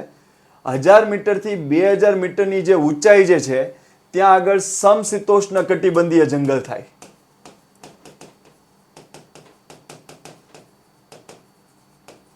પછી 1500 થી 3000 મીટરની ઊંચાઈ હોય ત્યાં આગળ શંકુદ્રુમ જંગલ થાય. પછી 3600 મીટરથી ઊંચાઈ વધુ હોય ત્યાં આગળ આલ્પાઇન ફોરેસ્ટ અને ટુન્ડ્ર ફોરેસ્ટ થાય. એટલે આ શું કહેવા માંગે છે ખબર છે? આખો આ હિમાલય છે, બરાબર? તો હિમાલયમાં આપણે વાત કરી કે નીચેથી ઉપર જશો એમ તાપમાન ઘટશે, એટલે અહીંયા ઠંડુ હશે તો અહીંયા ગરમ હશે. તો તમે જે 1500 1000 થી 2000 મીટર ઓકે નીચે જે હશે ને, નીચે એકદમ, તો ત્યાં ઉષ્ણકટિબંધીય જંગલ હશે તળેટીમાં. કારણ કે તળેટી કોને કહેવાય? જ્યાંથી મેદાન અને પર્વત ભેગું થતું એ ભાગને તળેટી કહેવાય. એટલે ત્યાં આગળ ઉષ્ણકટિબંધીય જંગલ હશે. પછી તમે ઊંચે ગયા એટલે 1000 મીટરથી લઈને 2000 મીટરની ઊંચાઈ પર, ધારો કે આ 1000 થી 2000 મીટરની ઊંચાઈ છે, તો અહીંયા જે જંગલ થશે એને કહેવાય સમશીતોષ્ણ કટિબંધીય જંગલ. હજુ ઉપર ગયા એટલે હવે તમે ઠંડી બાજુ જાઓ છો, તો હજુ ઉપર ગયા 1500 થી 3000 મીટરની વચ્ચે, તો ત્યાં આગળ જે જંગલ થશે એ શંકુદ્રુમ જંગલ હશે. આ સમશીતોષ્ણ, તો આ શંકુદ્રુમ જંગલ હશે. હજુ એનાથી ઉપર ગયા 3600 મીટર, તો હવે જે ફોરેસ્ટ આવશે એ આલ્પાઇન ફોરેસ્ટ હશે, આલ્પાઇન ફોરેસ્ટ. અને સાવ ઉપર ગયા, સાવ ઉપર, તો ટુન્ડ્ર ફોરેસ્ટ આવશે. તો તમને હું એમ પૂછીશ કે હિમાલયમાં નીચેથી ઉપર જતા જંગલોને ક્રમમાં ગોઠવો તો ઉષ્ણકટિબંધીય જંગલ, સમશીતોષ્ણ કટિબંધીય જંગલ, શંકુ જંગલ, આલ્પાઇન ફોરેસ્ટ અને ટુન્ડ્ર ફોરેસ્ટ. ટુન્ડ્ર ફોરેસ્ટ એટલે શું? વનસ્પતિઓ હોય નહીં, ખાલી નાના નાના ઘાસ હોય, પછી નાના નાના ફૂલ છોડ હોય અને શેવાળ હોય, બીજું કાંઈ હોય નહીં, એટલે એને ટુન્ડ્ર રીઝન કહેવાય. તો ટુન્ડ્ર ફોરેસ્ટ ક્યાં થાય? એકદમ ધ્રુવની આજુબાજુના જે દેશો હોય ને, શીત કટિબંધના જે દેશો હોય ને ત્યાં થાય. પણ આપણે તો ત્યાં નથી, તોય આપણે ત્યાં ટુન્ડ્ર રીઝન થાય. કેવી રીતના? કારણ કે આપણે ત્યાં હિમાલય દુનિયાનો સૌથી ઊંચામાં ઊંચો પર્વત છે. એટલે ભલે આપણે ગરમ રીઝનમાં હોય, પણ આપણે ટોચ એટલી બધી ઊંચાઈએ છે એટલે ત્યાં તાપમાન એકદમ ઓછું હોય, એટલે આપણે ત્યાં ટુન્ડ્ર ફોરેસ્ટ પણ જોવા મળે છે. ઓકે, હવે અહીંયા જો હું શું કરું છું એના પર ફોકસ કરજો. ઓકે, આપણે એમ જોઈ લીધું કે આ પ્રકારના જંગલ થાય. હવે એમાં જોવાની છે વનસ્પતિ. તો વનસ્પતિમાં હું આમાં જો હમણાં શું બનાવું છું એ જોજો. Oak, chestnut. એટલે મેં શું કર્યું ખબર છે? હિમાલય પર થોડું ચડવાનું ચાલુ કર્યું એટલે પેલું વેલું જંગલ સમશીતોષ્ણ કટિબંધ જંગલ આવે છે. એટલે આપણે ખબર છે કે આપણે ગોળ ગોળ પર્વતને ચડીએ ને એટલે આપણે વોમિટ થાય, બરાબર? તો મેં શું સૂત્ર બનાવી નાખ્યું? ઓક ચેસ્ટમાંથી. તો હજુ હિમાલય ચડતા હતા 1000 થી 2000 મીટરની ઊંચાઈ પર જ ઓકી ગયા ચેસ્ટનટમાંથી. તો ઓક ચેસ્ટનટ એ સમશીતોષ્ણ કટિબંધીય જંગલમાં જોવા મળે હિમાલય પર. કઈ ઊંચાઈ સુધી? 1000 થી 2000 મીટરની ઊંચાઈ. પછી ઉપર જાઓ, ઉપર તો જો દેવું થયું એટલે ચીડ ચડી મને,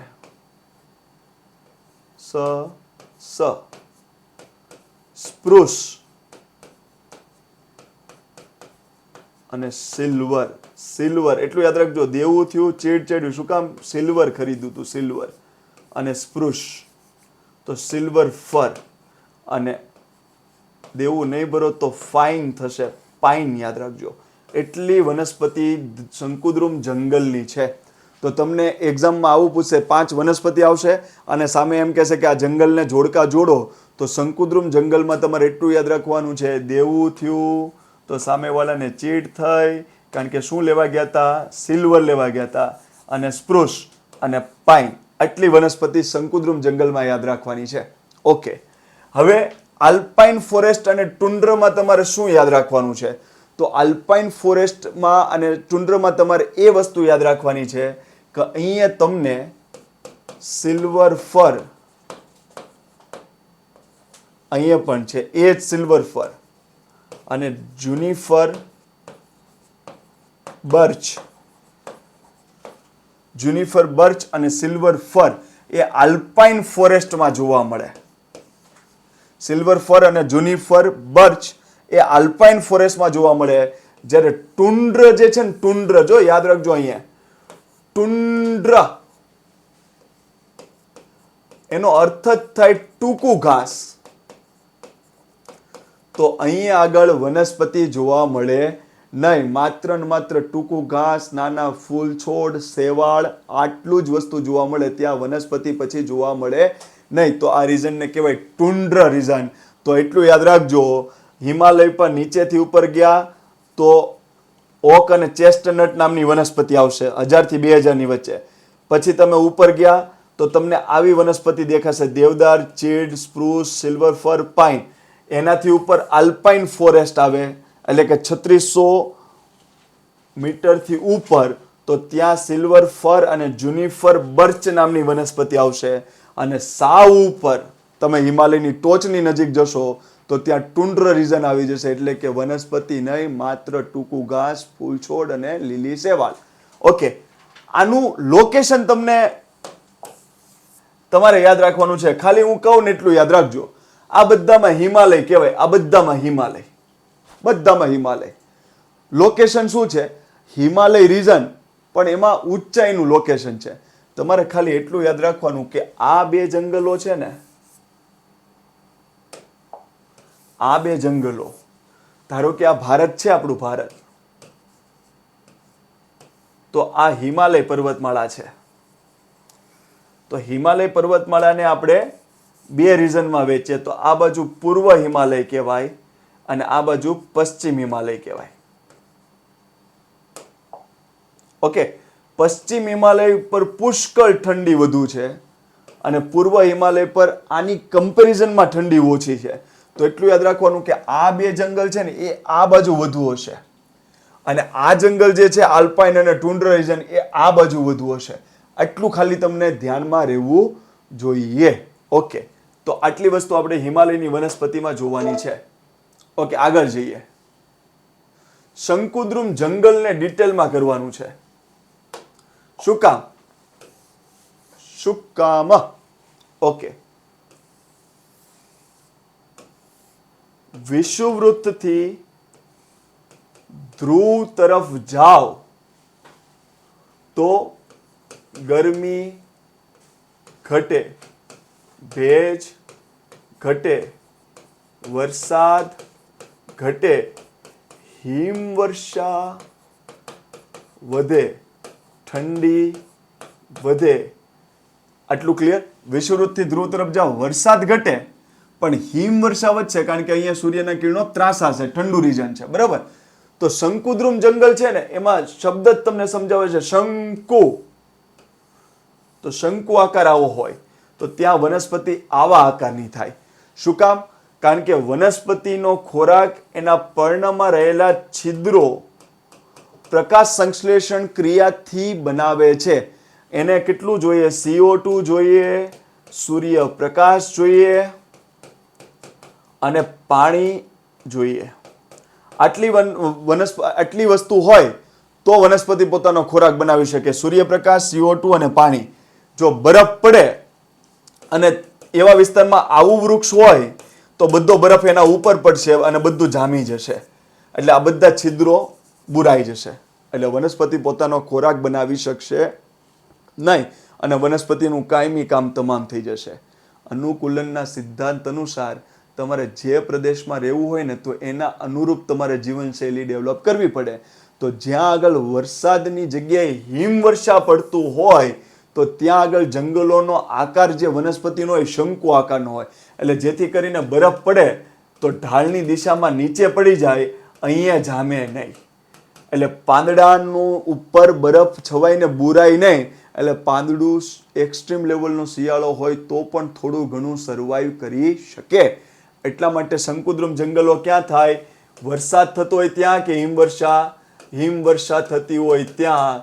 તો તમારે એટલું યાદ રાખવાનું કે વિષુવવૃત્તથી ધ્રુવ તરફ જતા શંકુદ્રુમ જંગલો વધતા જશે. આટલું ક્લિયર? અને દુનિયામાં સૌથી વધુ જંગલો શંકુદ્રુમ જંગલો છે. યાદ કરો, ભારતમાં સૌથી વધુ જંગલો કયા હતા? ખરી ગયા ભારતમાં પાનખર જંગલો ભારતમાં સૌથી વધુ હતા. ગુજરાતમાં સૌથી વધુ કયા જંગલો હતા? પાનખર જંગલો. દુનિયામાં સૌથી વધુ કયા જંગલો છે? તો તમારે કહેવાનું શંકુદ્રુમ જંગલ. શું કામ? તો એટલું યાદ રાખજો, શંકુદ્રુમ જંગલ આ રીજનમાં વધુ હશે.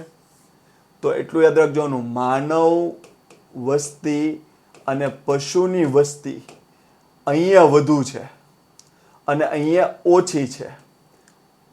તો માનવ અને પશુની વસ્તી જ્યાં વધુ હોય ને ત્યાં સામેવાળાની ઘોર ખોદી નાખે.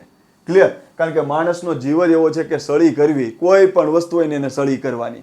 તો આ રીજન ઉપર જંગલો વધુ જ છે, પણ આ રીજન ઉપર માનવ, પશુ અને જૈવ વિવિધતા વધુ છે, એટલે આ રીજનમાં વનસ્પતિ જંગલો એમનેમ રહેતા નથી, એનું છેદન વધુ થાય છે, એને નુકસાન વધુ થાય છે. જ્યારે આ રીજન ઉપર ભલે આના કરતાં ઓછા જંગલો હોય પણ શંકુદ્રુમ જંગલ છે, પણ અહીંયા વસ્તી ઓછી છે એટલા માટે જંગલો એવા ને એવા જ પડ્યા રહ્યા છે. એટલે દુનિયામાં સૌથી વધુ કયા પ્રકારના જંગલો છે? શંકુદ્રુમ જંગલ. તમે જ વિચારો ને, અહીંયા કેનેડા છે ને, કેનેડા અહીંયા આવે. કેનેડાની વસ્તી 3 કરોડ છે. કેટલી છે? 3 કરોડ. ભારત કરતા 3 ગણું મોટું. ભારત કરતા ક્ષેત્રફળમાં કેટલું મોટું? 3 ગણું. અને એને આખાની વસ્તી કેટલી? 3 કરોડ. આપણે એની આગળ 1 કરીએ અને પાછળ 6 કરીએ એટલી વસ્તી આપણી છે. અત્યારમાં તો 142 કરોડે પહોંચી ગયા છે. તો અહીંયા સમજો કે આ રીઝન ઉપર પુષ્કળ વસ્તી છે, જ્યારે આ રીઝન ઉપર વસ્તી નથી. એટલે જંગલો એવા ને એવા જ પડ્યા છે. તો મારે અહીંથી સવાલ જોઈએ છે, દુનિયામાં સૌથી વધુ કયા પ્રકારના જંગલો છે? શંકુદ્રુમ જંગલ. ભારતમાં સૌથી વધુ કયા? પાનખર જંગલ. ગુજરાતમાં સૌથી વધુ કયા? પાનખર જંગલ. એટલું ક્લિયર? ઓકે. શંકુદ્રુમ જંગલની લાક્ષણિકતા શેપમાંથી જ તમારે કરવાની છે. ડાળી બધી જમીન તરફ હોય. જોઈ લો, ડાળી બધી જમીન તરફ હોય. હવે જમીન તરફ હોય ને એટલે પાંદડું આમ થાય. એટલે પાંદડું લાંબુ હોય પણ અણીદાર હોય. પાંદડું લાંબુ પણ અણીદાર. એટલે આના બધા પાંદડા જો આવા છે, કારણ કે શંકુ આકાર બનાવવું છે. તો પાંદડાની લાક્ષણિકતા શું હોય? પાંદડા લાંબા હોય, અણીદાર હોય અને ચિકાસવાળા હોય. શું કામ ચિકાસવાળા હોય? બરફ પડે તો બરફ ચોટવાની જગ્યાએ સરી જાય. અને બીજી વસ્તુ, ચિકાસ એ ભેજને સંગ્રહીને રાખે. એટલે જ્યારે પુષ્કળ ઠંડી થઈ ગઈ હોય ને, તો અંદર જે ચિકાસવાળાને લીધે થોડો ભેજ રહે તો થોડી વનસ્પતિને ગરમ રાખશે. એટલે એ એક્સ્ટ્રીમ લેવલનો શિયાળો કાઢી શકે. તો શંકુદ્રુમ જંગલમાં તમારે એટલું યાદ રાખવાનું, વનસ્પતિ શંકુ આકારની હોય, એની ડાળીઓ જમીન તરફ નમેલી હોય, એના પાંદડા લાંબા હોય, અણીદાર હોય અને ચિકાસવાળા હોય. આટલી વસ્તુ શંકુદ્રુમ જંગલમાં આપણે યાદ રાખવાની છે. એ ક્યાં ક્યાં જોવા મળે? ક્યાં ક્યાં જોવા મળે? તો એટલું યાદ રાખવાનું, 50 ડિગ્રી અક્ષાંશ સુધી લઈને 70 ડિગ્રી અક્ષાંશ સુધીની વચ્ચે. તમને એમ થયું સાહેબ ઉપર કેમ ન કીધું? તો યાદ કરો, મેં શું કીધું? એક્સ્ટ્રીમ લેવલે હીટ હોય ત્યાં વનસ્પતિ થાય નહીં, તો ઉપર ટુન્ડ્ર રીઝન આવે. શું આવે? ટુન્ડ્ર રીઝન. એટલે 70 ડિગ્રીથી ઉપર તમે જશો ને એટલે શંકુદ્રુમ જેવી વનસ્પતિ જ નહીં જોવા મળે. ત્યાં માત્ર શું હશે? શેવાળ, ફૂલ છોડ, નાના નાનું ઘાસ, જેને ટુન્ડ્ર રીઝન કહેવાય. તો તમારે એટલું યાદ રાખવાનું કે શંકુદ્રુમ જંગલ ક્યાં થાય? હિમવર્ષા પડે ત્યાં. તો એની શરત ઊંચા અક્ષાંશ હતો. એટલે કોની વચ્ચે? 50 થી લઈને 70 ડિગ્રી અક્ષાંશ સુધીની વચ્ચે, આ રીઝનમાં. પણ આપણે ત્યાં થાય તો આપણે 50 ને 70 ની વચ્ચે નથી આવતા. તો આપણી શરત શું હોય? પર્વતની ઊંચાઈ. અને એમાં પણ ખાસ કઈ ઊંચાઈ આપણે હમણાં જ ભણ્યા હતા? 1500 થી 3000 મીટરની ઊંચાઈની વચ્ચે. આટલું ક્લિયર? તો શંકુદ્રુમ જંગલ એટલું ડન. હવે ખાલી અહીંયા એક વસ્તુ યાદ રાખો કે શંકુદ્રુમ જંગલ હોય ને, એના વૃક્ષ લાકડું જે હોય ને એ પોચું હોય. પોચું હોય એટલે ત્યાં આગળ કાસ્ટ કલાનો વિકાસ જોરદાર થયો હોય. પછી રમકડા, પછી આપણે દવા હોય કે પછી કોઈ પણ વસ્તુ હોય એનું કાગળનું પેકિંગ બનાવવું, એના ખોખા બનાવવા હોય, તો એ બધા જ શંકુદ્રુમ જંગલમાંથી જે વનસ્પતિ મળે. પછી દિવાસળી હોય, દિવાસળી. તો દિવાસળી એકદમ હાર્ડ લાકડું ન હોય, પોચું હોય. બરાબર? આમ કરશો તો બટકી જશે. તો આવું નરમ લાકડું હોય ને, એ બધું શંકુદ્રુમ જંગલમાંથી મળે. તો શંકુદ્રુમ જંગલોનો ઉપયોગ ક્યાં ક્યાં થાય? દિવાસળી બનાવવા, રમકડા બનાવવા, કાસ્ટ કલા બનાવવા, પછી શું કહેવાય, રમતગમતના સાધનો બનાવવા માટે. કારણ કે એનું લાકડું કેવું હશે? પોચું હશે. તો આટલું ક્લિયર? તો આટલી વસ્તુ આપણે શંકુદ્રુમ જંગલમાં જોવાની છે. એની વનસ્પતિ મેં તમને ઓલરેડી કહી દીધી છે. દેવું થયું, કારણ કે શું લેવા ગયા હતા? સિલ્વર લેવા ગયા હતા. એટલે સામેવાળાને ચીડ થઈ કે દેવું છે તો એ લેવા આવ્યા. અને સ્પ્રુસ અને પાઇન, આ શંકુદ્રુમ જંગલની વનસ્પતિઓ છે. આગળ જઈએ. ઓકે, હવે જો ભૂમધ્ય સાગરના જંગલો. ઓકે, ભૂમધ્ય સાગરના જે જંગલો છે ને, એમાં ખાસ યાદ રાખજો, પહેલા તો ભૂમધ્ય સાગર તમારે જોવો પડે, પછી તમારે આ ભૂમધ્ય સાગરના જંગલો તમારે યાદ રાખવાનું છે. તો જો ભૂમધ્ય સાગર, આ મેડિટેરિયન સી જે છે ને, ઓકે, આજે મેડિટેરિયન સી જે છે એને ગુજરાતીમાં કહેવાય ભૂમધ્ય સાગર. તો ભૂમધ્ય સાગરથી તમે ઉપર જોશો ને તો યુરોપના દેશો દેખાશે. આમ તમે આવશો તો તમને એશિયા દેખાશે. અને આમ તમે આવશો તો આફ્રિકા દેખાશે. તો આ જે મોરેકો છે, અલ્જેરિયા છે, ટુનિસ છે, લિબિયા છે, ઇજિપ્ત છે, આ બધા આફ્રિકાના દેશો છે. તો ભૂમધ્ય સાગરની નીચે આફ્રિકાના દેશો છે. ભૂમધ્ય સાગરની ઉપર તું સ્પા કરાવવા જા. ક્યાં જા? ફ્રાન્સ અને ઇટલી. ઓકે, રાહુલ ગાંધીને આપણે કહીએ છીએ કે તું સ્પા કરાવવા જા તુર્કી, સ્પેન. રાહુલ ગાંધીના મામા ક્યાં છે? ઇટાલી, અને એની બાજુમાં કોણ છે? ફ્રાન્સ. તો એટલા દેશો મહત્વને યાદ રાખો. એક ગ્રીસ પણ યાદ રાખો. બરાબર. આ ક્લાસ 1-2 ની તૈયારી કરતા હોય તો વધુ કામનું. ક્લાસ 3 માટે એટલું બધું કામનું નથી. ક્લાસ 3 માટે શું કામનું છે હમણાં આપણે ફોકસ કરીએ. તો એટલું યાદ રાખજો કે ભૂમધ્ય સાગરીય આબોહવા કોને કહેવાય? તો ભૂમધ્ય સાગરની આજુબાજુના જે દેશો હોય ને એમાં ઉનાળો ગરમ અને સૂકો હોય, અને શિયાળો ઠંડો અને ભેજવાળો હોય. હવે ધ્યાન આપજો. તમને એવું પૂછવામાં આવ્યું કે ભૂમધ્ય સાગરના જંગલો પહેલા છોડો, ભૂમધ્ય સાગરની આબોહવા કોને કહેવાય? તો એટલું યાદ રાખવાનું કે ભૂમધ્ય સાગરની આસપાસના દેશોમાં ઉનાળો ગરમ અને સૂકો હોય છે, શિયાળો ઠંડો અને ભેજવાળો હોય છે. એટલે મતલબ શું ખબર છે? હવે બધાને ખબર પડે કે ઉનાળો ગરમ હોય અને શિયાળો ઠંડો હોય, એ બધાને ખબર પડે છે, બરાબર. પણ એમાંથી તમારે એક વસ્તુ એ શીખવાની છે કે ગરમ હોય ને અને ઠંડો ઉનાળો શિયાળો ખબર પડી ગઈ. આપણે ત્યાં ઉનાળામાં વરસાદ પડે. જો યાદ રાખજો, દુનિયામાં 2 જ ઋતુ છે, ઉનાળો અને શિયાળો. આપણે જે ચોમાસું કહે છે ને એ ઉનાળાનો ભાગ છે, બરાબર. તો આપણે ત્યાં વરસાદ પડે છે એ ચોમાસું ન બોલો તો ઉનાળો કહેવાય. શું કહેવાય? તો આપણે ત્યાં જે આબોહવા છે ને ત્યાં ગરમ ભેજવાળી આબોહવા થાય, બરાબર. કારણ કે આપણે ઉનાળામાં વરસાદ પડે છે. જ્યારે શિયાળો હોય ને ત્યારે આપણે ઠંડુ અને સૂકું હોય. તો આપણી જે આબોહવા છે ને એનાથી ઉલટી, ગરમ અને ઠંડુ તો બધાને ખબર પડે, પણ આપણી આબોહવા હોય ને એ ગરમ ભેજવાળી ઉનાળામાં હોય, અને શિયાળામાં આપણે ત્યાં આબોહવા કેવી હોય? ઠંડી અને સૂકી. આમ ક્રોસ થઈ જાય આમ. એટલે આપણે ત્યાં ઉનાળામાં વરસાદ પડે ને શિયાળો સૂકો રહે. તો ભૂમધ્ય સાગર આપણાથી ઉલટું, ત્યાં ઉનાળો સૂકો રહે એટલે ત્યાં ચોમાસામાં વરસાદ ન પડે, ઉનાળામાં ન પડે. ભૂમધ્ય સાગરના જે દેશો હોય ને એમાં શિયાળામાં વરસાદ પડે. તો એટલું યાદ રાખજો ને સાહેબ. ભૂમધ્ય પ્રકારની આબોહવા ક્યાં ક્યાં હોય? તો ભૂમધ્ય પ્રકારની આબોહવા આફ્રિકાના ઉત્તરના દેશોમાં, યુરોપના દક્ષિણના દેશોમાં અને પશ્ચિમ એશિયાના દેશોમાં ભૂમધ્ય પ્રકારની આબોહવા જોવા મળે છે. ભૂમધ્ય પ્રકારની આબોહવા એટલે શું? જે આબોહવા ઉનાળામાં વરસાદ ન આપે અને શિયાળામાં વરસાદ આપે એ પ્રકારની આબોહવા.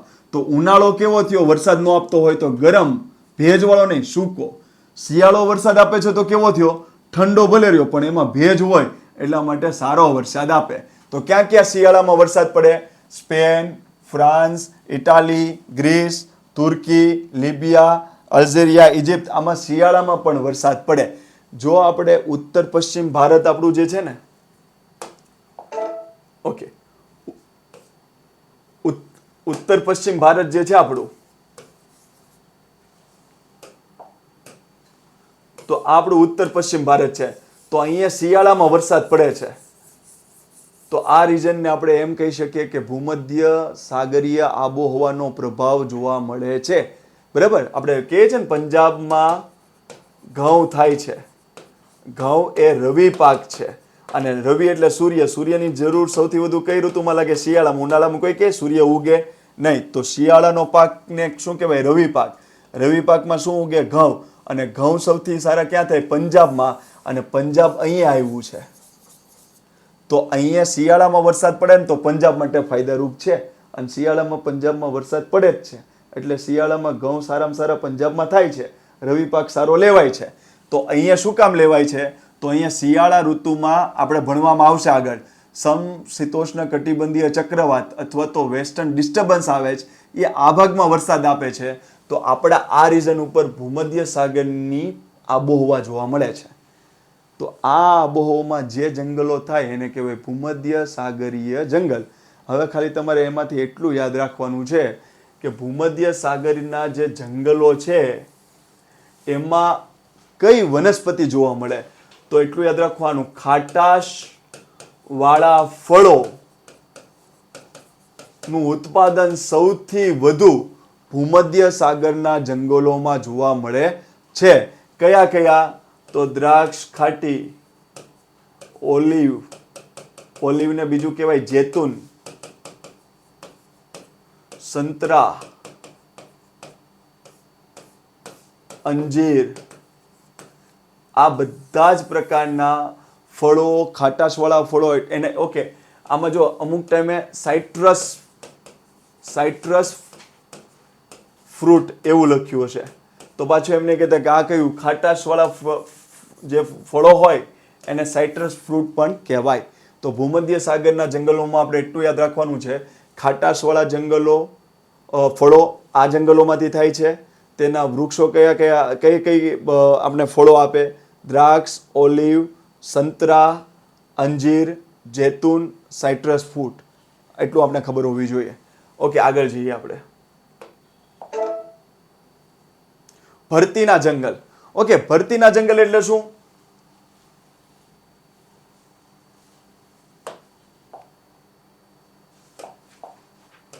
ઓકે, જો આ દરિયો છે, બરાબર? આ દરિયો છે આ, અને આ જમીન છે, એની વચ્ચે આ જંગલ થાય. એટલા માટે એને ભરતીના જંગલ કહેવાય. શું કામ? કારણ કે આ જે ભાગ છે ને એમાં દરિયાની ભરતીનું પાણી આવશે, પાછું જશે, આવશે, જશે, આવશે, જશે. એટલે જ્યાં આગળ દરિયાનું ભરતીનું પાણી આવજા કરતો હોય એ જમીનના ભાગ ઉપર ભરતીના જંગલો થાય, જેની પ્રખ્યાત વનસ્પતિ છે મેંગ્રુવ અથવા ચેર. એટલા માટે આ જંગલને કહેવાય મેંગ્રુવના જંગલો અથવા તો ચેરના જંગલો. મેંગ્રુવના જંગલ અને ચેરના જંગલની એક બાજુ દરિયો હોય અને એક બાજુ જમીન હોય, એટલે એને કહેવાય દરિયા અને જમીન વચ્ચેનું બફર ઝોન. તો તમને પૂછશે કે કયા પ્રકારના જંગલને દરિયા અને જમીન વચ્ચેનું બફર ઝોન કહેવાય, તો તમારે કહેવાનું મેંગ્રુવનું જંગલ અથવા ચેરનું જંગલ અથવા એને ભરતીના જંગલ કહેવાય. શું કામ ભરતીના જંગલ કહેવાય? તો એ એવા જ દરિયાકાંઠે થાય કે જ્યાં દરિયાની ભરતીનું પાણી આવજા કરતું હોય. હવે દરિયાના ભરતીનું પાણી આવજા કરતું હોય તો આની શરત શું હોય ખબર છે? ક્ષારીય જમીન હોય, પછી દલદલીય જમીન હોય, પછી કાદવ કીચડવાળી જમીન હોય, પછી દરિયા કિનારે ડેલ્ટા થતા હોય, ડેલ્ટા, પછી એસ્ચ્યુરી આપણે ભણવામાં આવશે. તો દરિયા કિનારે ડેલ્ટા હોય, એસ્ચ્યુરી હોય, કાદવ કીચડ હોય, દલદલીય વિસ્તાર. દલદલીય વિસ્તાર એટલે પગ નાખો ખૂંચી જાય એવી જે જમીન હોય એને દલદલીય વિસ્તાર કહેવાય. તો ક્ષારીય જમીન, આ બધી જ વસ્તુ દરિયા કિનારે હોય. તો આવી જે જગ્યા હોય, ઓકે, અને પુષ્કળ વરસાદ જોઈએ, આવી જગ્યાએ જે જંગલ થાય એને કહેવાય ભરતીના જંગલ. તેનું મુખ્ય કામ શું છે ખબર? જો તમે આ ઇમેજ એવી છે કે મેંગ્રુવ જંગલ છે તો દરિયો અહીંયા રોકાઈ ગયો અને આ જમીનવાળા બધા શાંતિથી જીવે છે. પણ ધારો કે મેંગ્રુવ જંગલ ન હોય તો દરિયાનું ભરતીનું પાણી આગળ વધી જાય એટલે શું થાય ખબર છે? દરિયો આગળ વધે, જમીનનું મીઠું પાણી ને ખારું પાણી કરી નાખે, જમીનની ખેતીલાયક જમીનને વેસ્ટ કરી નાખે, અને દરિયા કિનારે જે લોકો રહેતા હોય એને સ્થળાંતરણ કરવું પડે. અને વાવાઝોડું આવે, જ્યારે દરિયામાંથી વાવાઝોડું આવે તો આ જંગલ હોય ને તો એને તોડી નાખે, એટલે અહીંયા નુકસાન ના થાય. પણ જો વાવાઝોડું આવે અને અહીંયા મેંગ્રુવ જંગલ ના હોય એટલે બધું જ જમીનને તબાહ કરી નાખશે. તો આટલી વસ્તુ આપણે યાદ રાખવાની છે. અને આમાં તમારે એક વસ્તુ શું યાદ રાખવાની છે? જો આમાં તમારે એક વસ્તુ એ યાદ રાખવાની છે, ભરતીના જંગલમાં એક વસ્તુ તમારે એ યાદ રાખવાની છે કે ભારતમાં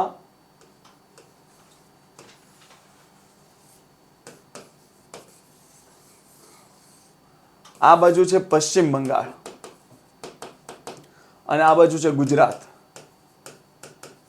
નોર્થ ઇસ્ટે તમે ભૂલી જાઓ ને તો આ બાજુનો સૌથી છેડો હશે દરિયા કિનારે પશ્ચિમ બંગાળ. નોર્થ ઇસ્ટને દરિયા કિનારો લાગુ પડતો નથી.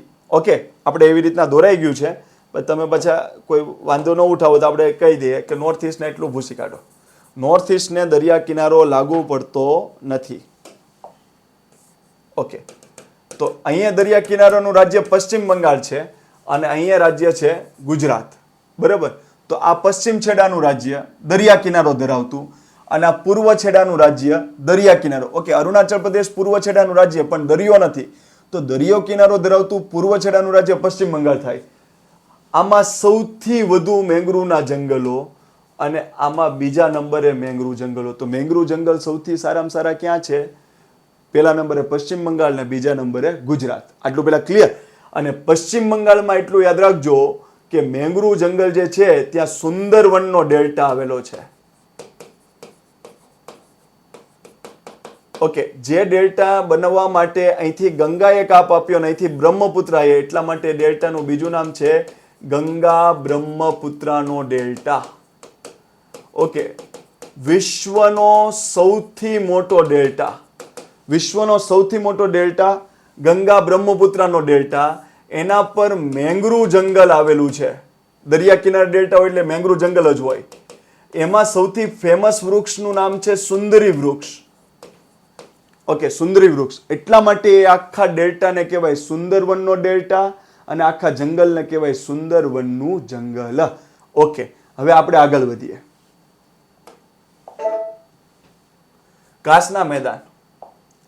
ઓકે, ઘાસના મેદાન આપણે વાત કરી હતી કે એકદમ ઓછો વરસાદ હોય ત્યાં આગળ ઘાસના મેદાનો જોવા મળે. તો એમાં આપણે બીજું કઈ વાત નથી કરવાની, ખાલી એટલું યાદ રાખવાનું છે કે ઉષ્ણકટિબંધીય ઘાસના મેદાન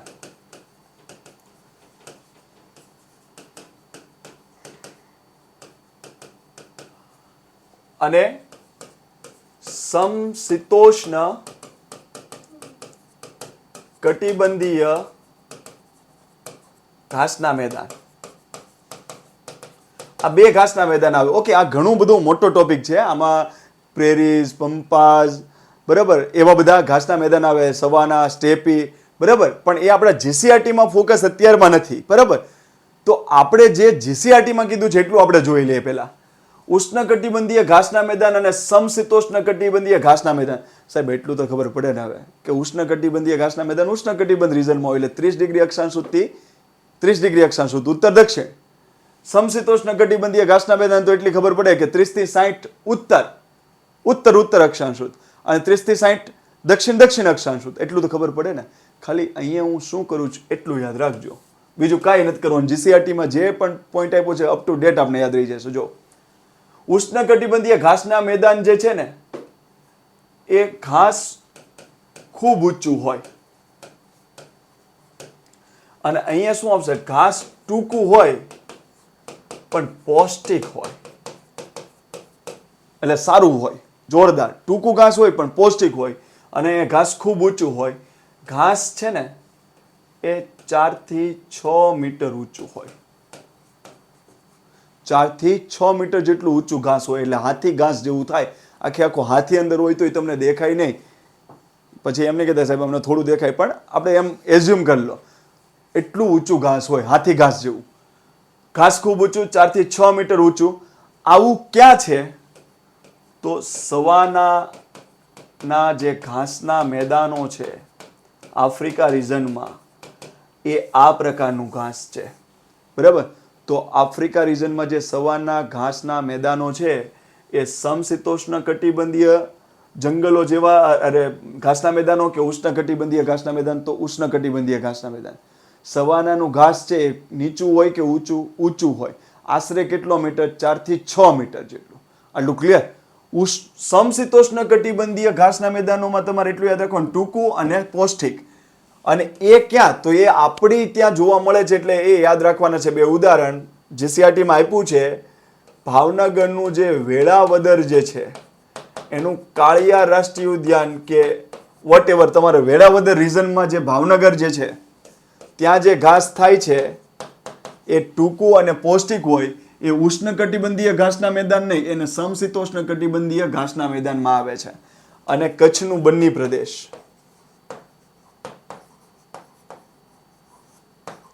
તમે કહો છો ને બન્ની ઘાસ, બન્ની ભેંસ, કચ્છમાં છે, બરાબર. કચ્છમાં આ કચ્છ છે, એમાં મોટું રણ છે અને આ નાનું રણ છે અને અહીંયા લોકો રહે છે, એટલે આ મુખ્ય ભૂમિ ભાગ છે. કે જ્યાં રણ ન હોય. તો આ મોટા રણ અને મુખ્ય ભૂમિભાગની વચ્ચેનો જે આ ભાગ જે છે ને, આ ભાગ એ બન્ની પ્રદેશ છે. તો બન્ની પ્રદેશ કયા જિલ્લામાં આવ્યું છે? કચ્છમાં. ક્યાં આવ્યું છે? મોટા રણથી મુખ્ય ભૂમિભાગની વચ્ચે. ત્યાં આગળ ઘાસ થાય છે, એ ટૂંકું અને પૌષ્ટિક હોય છે. અને એ કેવા પ્રકારનું ઘાસ કહેવાય? સમશીતોષ્ણ કટિબંધીય ઘાસનું મેદાન. આટલું ક્લિયર? ઓકે. તમારે યાદ રાખવું હોય તો એટલું યાદ રાખો કે ઉત્તર અમેરિકા રિજનમાં પ્રેરી ઘાસના મેદાન હોય છે. દક્ષિણ અમેરિકા રિજનમાં પંપાઝ નામના ઘાસના મેદાન હોય છે. બરાબર? તો આવું તમને યાદ રાખવું હોય તો યાદ રાખજો.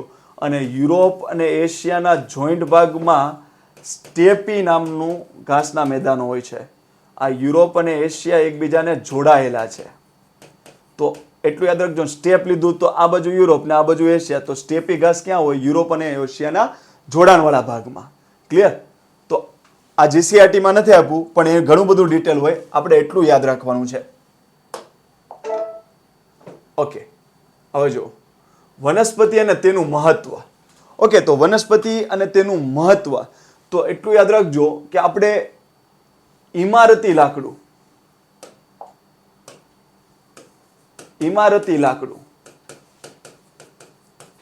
કાગળ માટે ક્યાં વપરાય? ઓકે.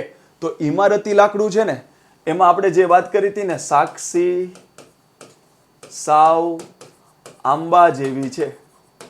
તો ઇમારતી લાકડામાં મેં તમને જે આગળ સૂત્ર આપ્યું હતું એ જ આમાં કોમન. સાગ, સાલ, સાદડ, કલમ, સીસમ, સાદડ આગળ આવી ગયું, વાંસ, આંબો, બીયો, આ બધા ઇમારતી લાકડા માટે કામ આવે છે. કાગળ બનાવવું હોય તો હું શું કહું છું? કાકડી અને હળદર બે મોંઘા થઈ ગયા, કારણ કે કાગળ બનાવવામાં વાપરી નાખ્યું, એટલે આ બે મોંઘા થઈ ગયા. તો એના પરથી યાદ રાખજો, કાકડ, હળદરવો, બહેડા અને મોંઘડ. અને વાંસ બધાને ખબર છે, વાંસનું જે પલ્પ હોય એમાંથી પણ કાગળ સારું બને. બરાબર? અને એ ઉપરાંત શું કહેવાય, શંકુદ્રુમ જંગલની જે વનસ્પતિઓ હોય એ પણ યુઝ થાય. તો કાગળ કેમાંથી બને? ઇમારતી લાકડું. એટલું ક્લિયર? પછી આપણે કઈ કઈ વસ્તુ આગળ જોવાય. જો સુંદરવન છે, એમાં સુંદરી વૃક્ષ છે, એમાંથી હોડી બને. હોડી. તો મેંગ્રુવ જંગલ જે છે એને આપણે સુંદરવન કહીએ છીએ. એમાં જે સુંદરી વૃક્ષ છે ને એમાંથી હોડી બને. તો એટલું યાદ રાખવાનું, મારી સુંદર હોડી બનાવી. સુંદર હોડી બનાવી. પછી દેવદાર અને ચીડ. આ લાકડા કેવા હશે? નરમ અને પોચા હશે. બરાબર? તો આમાંથી રમત ગમતના સાધન, પછી કાગળ, પછી ખોખા આપ્યું છો, જીસીઆરટીમાં વર્ડ આપ્યો છે, અથવા પેટી. એટલે ધારો કે આપણે દવા પેક કરવી હોય, ચાનું કોઈ પેકિંગ કરવું હોય, એના જે ખોખા આવે. બરાબર? પછી શું કહેવાય, દિવાસળી આવે. તો આ બધું જ વસ્તુ આપણે દેવદાર અને ચીડ જેવા પોચા લાકડામાંથી આપણે બનાવીએ છીએ. રમત ગમતના સાધન, કાગળ, ખોખા અથવા તો પેટી, એટલે કે પેલું આપણે કાગળનું પેકિંગ જે આવે ને, દવા મૂકવાની ને એ બધું, તો એ બધું એમાંથી બને. દિવાસળી પણ દેવદાર ચીડમાંથી બને. ચીડનો રસ હોય ને એમાંથી ટર્પેન્ટાઇન બને, કલર કાઢવા માટે જે યુઝ કરો છો, તો એ ચીડમાંથી બને. આટલું ક્લિયર? ઓકે. અને એ સિવાય એટલું યાદ રાખવાનું, ટીમરૂ, ટીબી થાય એવું કરી દે છે, બીડી બને. તો બીડી જે બનાવવામાં આવે ને એનું પાન જે હોય એ ટીમરૂનું પાન હોય. તો એટલું યાદ રાખજો, બીડી પીવાથી ટીબી થાય. પછી ખેર, અનુપમ ખેર કાથો ખાય છે. બરાબર? તો અહીં અનુપમ ખેરને યાદ રાખી લેવાનું. તો ખેરમાંથી શું થાય? કાથો થાય. ક્લિયર? હવે ચંદનમાંથી બધાને ખબર પડે, એમાં શું મારે કહેવું? બધાને ખબર પડે. મહુડો હોય ને, મહુડો, તો એના પર આપણા આદિવાસી મિત્રોની આજીવિકા જબરદસ્ત ચાલતી હોય, કારણ કે એમાંથી તેલ બને, સાબુ બને, દારૂ બને, પશુચારો બને, શું ન બને એ હવે ભગવાન જાણે, બાકી બધું બને. આ જીપીએસસીમાં સવાલ પૂછ્યો તો મહુડો. તેલ બને, દારૂ બને, પશુચારો બને, પછી ખોરાકમાં પણ અમુક લોકો એનો ઉપયોગ કરતા હોય છે. તો મહુડો, ચંદન, ખેર, ટીમરું, આટલું પેલા ક્લિયર.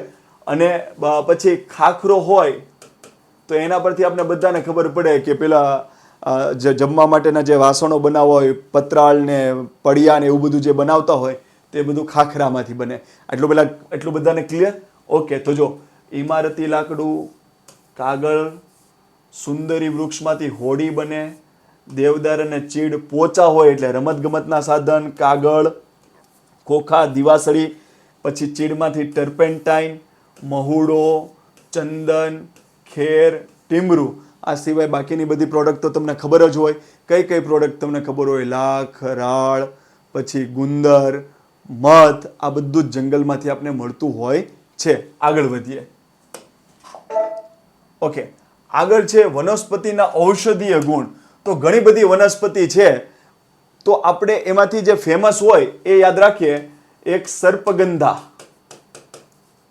એક અશ્વગંધા, પછી અર્જુન સાદડ, અશ્વગંધા, પછી ગળો છે, અર્જુન, અશ્વગંધા, પછી હરડે, આંબળા ને તો બધું બધાને આવડતું હશે. કરંજ. જો આ જીસીઆરટીમાં આખું કોષ્ટક આપ્યું છે એટલે તમને શું કરશે, આ વનસ્પતિ જે આયુર્વેદિક વનસ્પતિ હોય એ મૂકીને સામે એનો ઉપચાર ક્યાં કામ આવે છે એ હશે. એટલે તમને એમ કહેશે જોડકા જોડો, તો બધાને ખબર પડે કે આમળા ખાય એટલે સાહેબ પાચન સારું થાય. હરડે બધાને ખબર પડે કે સાહેબ કબજિયાત હોય તો સોલ્વ થઈ જાય, બરાબર. લીમડો બધાને ખબર પડે કે સાહેબ કડવું હોય એટલે લીમડો કડવો અંદર નાખો તો જીવાણુને એમ થાય કે હવે પેટમાંથી આપણે બહાર નીકળીએ, તો એ બધાને ખબર પડે. આનું પર્ટિક્યુલર છે ને એ આપણે યાદ રાખી લે એટલે અઘરો સવાલ પૂછે તો એ આપણે આવડે. તો એટલું યાદ રાખો, સર્પ આપણે કરડે તો લોહી નીકળે. સર્પ આપણે કરડે તો લોહી નીકળે. આપણે મૂવીમાં નહોતું જોતા કે આમ મૂવી ટિપિકલ બોલિવૂડમાં સાપ કરડે એટલે આવા બે લોહીના ટચિયા દેખાડે. તો એટલું યાદ રાખજો, સર્પ કરડો તો લોહી નીકળ્યું. પછી અશ્વગંધા તો બધાને ખબર છે, સ્ફૂર્તિ, બરાબર. બધી ટીવીમાં આપણે ચા જોઈએ તો એમ કે અશ્વગંધા છે અને આમાંથી તમને શરદી સારી થઈ જાય, સ્ફૂર્તિ રહે, થાક ન લાગે, વોટ એવર. અર્જુન સાદડ, એમાં અર્જુન ઉપરથી યાદ રાખજો, અર્જુનને હૃદય રોગ થયો હતો. શું કામ? કારણ કે એમ થાય કે હવે મારા સામે મારા ભીષ્મ પિતામહ છે અને મારા આ છે ને, એટલે એને હૃદય પર લાગે એવું હતું. એટલે કૃષ્ણ ભગવાન કીધું ભાઈ તને હૃદય રોગ થયો, એટલે તને હું થોડું જ્ઞાન આપું. તો અર્જુન ઉપરથી યાદ રાખજો હૃદય રોગ. ગળો ઉપરથી યાદ રાખજો, ગળો. ડાયાબિટીસ થાય ને તો માણસ ગળી જાય. તમને એમ વજન ઘટી ગયો, ડાયાબિટીસ છે તમને, મધુપ્રમેહ, તો ગળો ઉપરથી યાદ રાખજો ગળી ગયો. શું કામ? ડાયાબિટીસ થઈ સાહેબ. કરંજ, એના પરથી યાદ રાખજો કરજ થયું. શું કામ? ભાઈ સાહેબ મને ચામડીના રોગ થયા, પછી દાંતના રોગ થયા. કઈ ઓછું થોડું છે સાહેબ? હવે દવાખાને મારે જાવ તો એક ચોકઠું બદલાવું તો મારે એટલા પૈસા થશે. તો આટલી વસ્તુ આમ યાદ રાખો. તો જો સર્પ કરડી ગયો એટલે લોહીના ટચી આવ્યા તો એના ઉપરથી યાદ રાખજો ઊંચું લોહીનું દબાણ રહેતું હોય એટલે કે હાઈ બ્લડ પ્રેશર, એ દર્દી માટે સર્પગંધા દવા ઔષધીય ગુણ સારો એવો ધરાવે છે. અશ્વગંધા શરીરમાં સ્ફૂર્તિ, થકાન દૂર કરવા માટે સારામાં સારું કામ આપે છે. અર્જુન સાદડ, હૃદય રોગ કોઈ પણ હોય તો એના માટે સારું એવું અર્જુન સાદડ નામની ઔષધીય વનસ્પતિનો ઉપયોગ કરવામાં આવે છે. ગળો તો મધુપ્રમેહ હોય તો એનાથી પછી બીજા જે રોગ થતા હોય, સાંધાના દુખાવાના આ તે, તો એમાં ગળો સારા એવા પ્રમાણમાં વપરાય છે. ચામડીના રોગ હોય કે દાંતનો રોગ હોય એના માટે કરંજ નામની વનસ્પતિનો ઔષધીય ગુણ સારો લાગુ પડે છે. તો આ આપણે જોઈ લઈએ. જીસીઆરટી આપણું આ બાબતે કમ્પ્લીટ. આટલું ક્લિયર? ઓકે. હવે જો જંગલ સંરક્ષણ, જંગલો કેમ કપાય છે, જંગલોનું સંરક્ષણ કેમ થાય છે, બધું જ મેં અપ ટુ ડેટ પીડીએફમાં આપ્યું છે. પીડીએફને પણ શાંતિથી વાંચવી હો, કારણ કે ક્યાંક વસ્તુ હું એક સેન્ટેન્સ પણ આમથી આમ રહી ગયું હશે ને તો મેં પીડીએફમાં તો એટલી મહેનત કરી છે કે જીસીઆરટીનું અપ ટુ ડેટ બધી વસ્તુ ખૂણો ખાચરો પણ મેં લીધેલો છે. તો પીડીએફને શાંતિથી વાંચજો. તમને એવું લાગે કે આ ફાયદારૂપ છે તો મિત્રોને પણ તમે શેર કરી શકો. આપણો તો એક જ એમ છે કે કોઈને ફાયદો થતો હોય અને જો તમે એના માધ્યમ બનતા હોય તો હું તમને આવકારું છું. જો પીડીએફ સારી લાગતી હોય તો કોકને ફોરવર્ડ કરજો. ઓકે, જંગલો શા માટે જરૂરી છે એની પણ આખી પીડીએફ છે, એટલે એ બધું જ તમે એમાં અંદરથી જોજો. ખાલી મારે તમને અહીંયા જંગલ સંરક્ષણ રિલેટેડ અમુક વન લાઇનર એમસીક્યુ હોય ને એ મારે તમને કહેવું છે. તો જો રાષ્ટ્રીય વન નીતિ 1952 અને 1988, બે વખત રાષ્ટ્રીય વન નીતિ આપણે યાદ રાખવાની છે. રાષ્ટ્રીય વન નીતિ 1952 અને 1988, આટલું ક્લિયર. તો એમાં 1952 ઉપર અહીંથી યાદ રાખજો, 1952 અહીંયા યાદ રાખજો. 52, 5 માંથી 2 જાય તો કેટલા થાય? 3, 3. 5 માંથી 2 જાય તો 3, 3. એમાં હજુ 10 ઓછા કરો, હજુ 10 જેવું ઓછું કરો. આટલા 3 ડેટા યાદ રાખવાના છે. તો ભારતના ભૌગોલિક વિસ્તાર, ભારતનો ભૌગોલિક વિસ્તાર, ભારતના ભૌગોલિક વિસ્તારનો 33% ભાગ જંગલો હોવા જોઈએ. 33% ભાગ જંગલો હોવા જોઈએ એવું રાષ્ટ્રીય વન નીતિ 1952 કહેવામાં આવ્યું. તો તમને એક સવાલ એવો પૂછશે કે ભારતના ભૌગોલિક ભાગમાં આશરે કેટલા ટકા જંગલ હોવું જોઈએ? 33%. એવું કોણ કહે છે? રાષ્ટ્રીય વન નીતિ. કઈ રાષ્ટ્રીય વન નીતિ? રાષ્ટ્રીય વન નીતિ 1952. પણ છે કેટલા? આશરે 23% જેટલા ભાગમાં જંગલો છે. કીધું તું 33%. આપણે વનીકરણ ને બધું કરીને આપણે કેટલા સુધી પહોંચ્યા છે? 23%. ભારત, ગુજરાત આશરે 10% સુધી પહોંચ્યું છે. તો 3 ડેટા યાદ રાખજો. આશરે ગુજરાતમાં કેટલા ટકા જંગલો છે? ગુજરાતની જમીનના 10%. ભારતમાં આશરે કેટલા ટકા જંગલો છે? ભારતની જમીનના 23%. કેટલું આદર્શ ગણાય છે? 33%.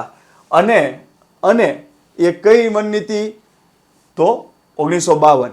આના માટે ઇન્ડિયન સ્ટેટ ફોરેસ્ટ રિપોર્ટ આવે છે દર બે વર્ષે. એટલે છેલ્લો જે આવ્યો છે એ 2021 આવેલો છે. હવે જે આવશે એ 2023 આવશે. જે 2021 અનુસાર 21 થી 24% સુધીનો ડેટા છે. બરાબર? તો એ અપડેટ જેમ થતું હોય એમ તમારે થોડું અપડેટ કરતું રહેવાનું. અત્યારમાં મેં શું કામ GCRT નો જ આંકડો લીધો? આ રિપોર્ટ પ્રમાણે શું કામ ના કીધું? કારણ કે 2023 નવો રિપોર્ટ આવવાનો છે, એટલે ત્યારે પાછું એ ડેટા આમ તેમ થશે. એટલે અત્યારમાં ફોકસ આપણે GCRT નો જે ડેટા છે એ યાદ રાખો. 33%, 23%, 10%. આટલું ક્લિયર? ઓકે. હવે જો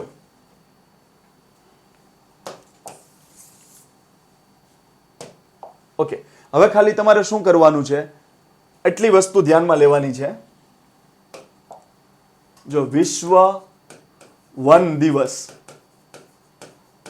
તો અહીંયા વન છે, તો હું આમ કરું છું 1 2 3, 1 2 3. 21 માર્ચ ને વન દિવસ તરીકે ઉજવવામાં આવે છે.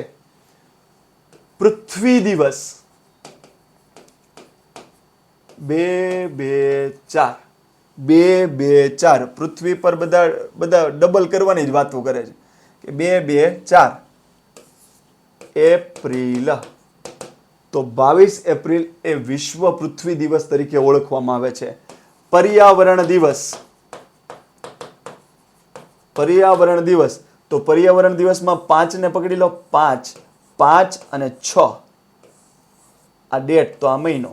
5 જૂનને વિશ્વ પર્યાવરણ દિવસ તરીકે ઉજવે છે. વિશ્વ ઓઝોન દિવસ, વિશ્વ ઓઝોન દિવસ અહીંયા 3 છે. 3 પછી આવે 6, 6 પછી આવે 9. 3 + 3 કરો તો 3 + 3 6 + 3 9. તો અહીં 1 કરી નાખો તો આ મહિનો થઈ ગયો. 16 સપ્ટેમ્બર વિશ્વ ઓઝોન દિવસ. નાની એવી વસ્તુ છે, નાની એવી વસ્તુ છે, કાંઈ વાંધો નહીં. પણ મારે તમને ખાલી એટલું કહેવાનું છે કે તમે જ્યારે આ તૈયારી કરતા હોય ને ત્યારે એક્ઝામમાં એટલું યાદ કરીને જવાનું કે આ વર્ષની થીમ શું છે આ 4 ટોપિકની. કારણ કે આ 4 ટોપિક આવે ને આવે જ એની થીમ ક્લાસ 3માં, ક્લાસ 1 2 માં બહુ ફોકસ નથી કરતા. તો આ ડેટ યાદ રહી જતી હોય તો તમને મુબારક. પણ આ 4 દિવસની વિશ્વ વન દિવસ વિશ્વ પૃથ્વી દિવસ, વિશ્વ પર્યાવરણ દિવસ, વિશ્વ ઓઝોન દિવસ, એની થીમ જે તે સમયે તમે એક્ઝામ કરવા જતા હોય તૈયારી, એના આગલા અઠવાડિયા દિવસ પહેલા એક વખત નજર મારી લેવાની. Okay, done. ઓકે, વહીવટીય દ્રષ્ટિએ. ઓકે, જે આગળ આપણે વાત કરી હતી ને કે છેલ્લે આપણે જોઈશું વહીવટીય દ્રષ્ટિએ એના તફાવત. ક્લિયર? તો વહીવટીય દ્રષ્ટિએ એકદમ ઈઝી છે, હવે આમાં બહુ કઈ લાંબુ છે નહીં. વહીવટી દ્રષ્ટિએ યાદ કરો, અનામત જંગલ, પછી સંરક્ષિત જંગલ અને અવર્ગીકૃત જંગલ. ઓકે, ઇંગ્લિશમાં અનામત જંગલને કહેવાય રિઝર્વડ ફોરેસ્ટ, સંરક્ષિતને જંગલને કહેવાય પ્રોટેક્ટેડ ફોરેસ્ટ અને અવર્ગીકૃતને કહેવાય અનક્લાસિફાઈડ ફોરેસ્ટ. બરાબર? એકદમ ઇઝીથી યાદ રાખી લો. જો એમ સમજો કે તમે કોઈ પણ વસ્તુ પ્રોટેક્ટ કરો છો, પ્રોટેક્ટ, તમે ધારો કે મોબાઈલ પ્રોટેક્ટ કરો છો, તો એમાં શું કહે છે ખબર છે? પાસવર્ડ આપ તો તું તમ તારે ઇઝીલી તારી રીતના તું કરી શકે કામકાજ તારે જે કરવું હોય. પણ હું એમ કહું અનામત, એટલે અનામત હું શું કહી દઈશ કે આને અડવાનું નથી, આને મેં અનામત મૂક્યું છે અને આને હું પ્રોટેક્ટેડ કહું, સંરક્ષિત, એટલે શું કહું કે એના ચાવી તારી પાસે હોય તો તું ખોલી શકે, બાકી આ સંરક્ષણમાં છે. તો અહીં એટલું યાદ રાખજો કે આ બંને સરકારના નિયંત્રણમાં હોય, બંને પ્રકારના જંગલ સરકારના નિયંત્રણમાં હોય. અહીંયા તમારે અનામત જે જંગલ છે એમાં તમારે લાકડા અને ચરણ એટલે ચરાવવું કોઈ પણ સંજોગોમાં કરી શકો નહીં. લાકડા કાપવા, લાકડા વીણવા, ચરણ કરાવવું, ચરાવવું, આવું કોઈ પણ વસ્તુ તમે કરી શકો નહીં, કારણ કે આ જંગલ કેવું છે? અનામત જંગલ, રિઝર્વડ જંગલ. અનામત કરી દીધું છે સાહેબ, આમાં કાંઈ હલશે નહીં, આ એવું ને એવું જ રહે.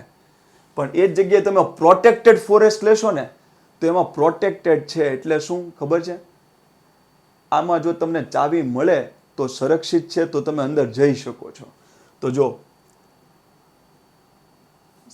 પરવાનગી સાથે વૃક્ષોને નુકસાન ન થાય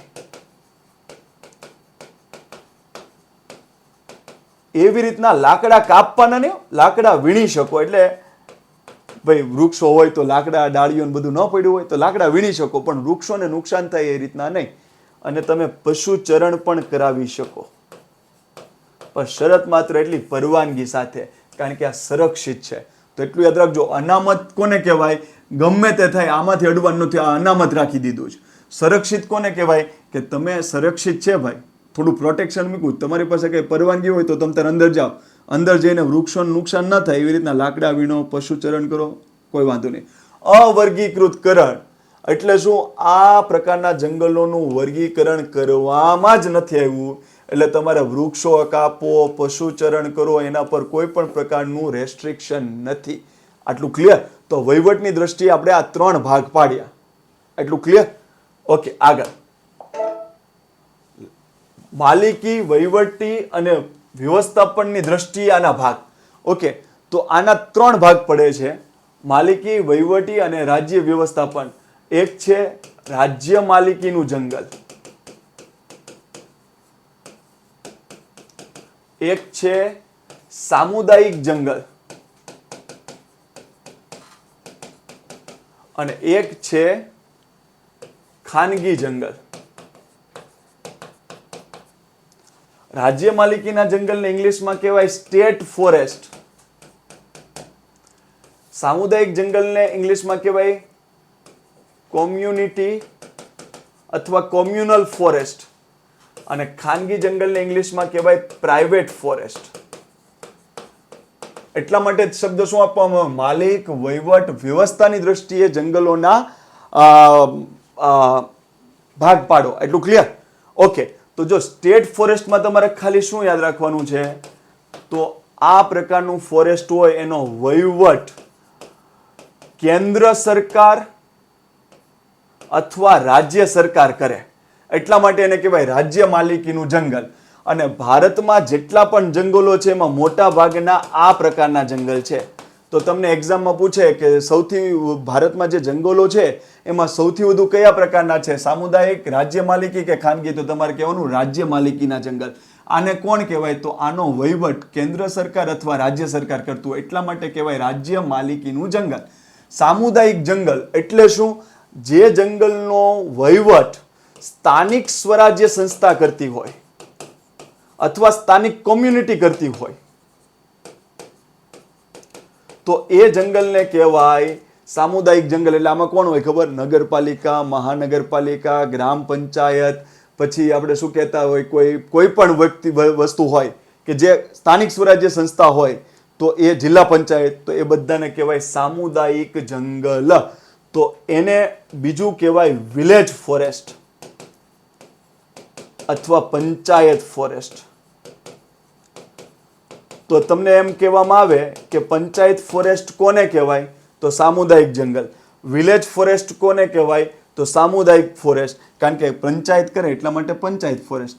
ગ્રામ પંચાયત આપણે વિલેજ પંચાયત નથી, તો એના પરથી યાદ રાખજો, village forest, panchayat forest, community forest, સ્થાનિક ફોરેસ્ટ. આનું ઉદાહરણ શું હોય? તો તમે ઉત્તરાખંડ રાજ્ય હશે ને, ઉત્તરાખંડ, એમાં વન પંચાયત હશે. પછી હિમાચલ રાજ્ય હશે ને, એમાં ફોરેસ્ટ કોઓપરેટિવ સોસાયટી હશે. તો આ જંગલોનું વહીવટ આની દ્વારા થાય. ઉત્તરાખંડમાં વન પંચાયત દ્વારા. તો આ સ્થાનિક સ્વરાજ્યની સંસ્થા છે અથવા તો સ્થાનિક કોમ્યુનિટી છે, તો એને સામુદાયિક જંગલ કહેવાનું. તો એવી જ રીતના હિમાચલ છે, એમાં ફોરેસ્ટ કોઓપરેટિવ સોસાયટી, તો એ કમ્યુનિટીએ બનાવી હશે કોઓપરેટિવ સોસાયટી, તો એને પણ કહેવાય સામુદાયિક જંગલ. અને ખાનગી જંગલમાં એટલું યાદ રાખવાનું કે વ્યક્તિગત માલિકીનું જે જંગલ હોય એને કહેવાય ખાનગી જંગલ. અને ભારતમાં 4 રાજ્યમાં વિશેષ રીતે જોવા મળે છે: ઓડિશા, મેઘાલય, પંજાબ અને હિમાચલ પ્રદેશ. આ 4 રાજ્યમાં ખાનગી જંગલો સારી દ્રષ્ટિએ જોવા મળે છે. આટલું ક્લિયર? ઓકે.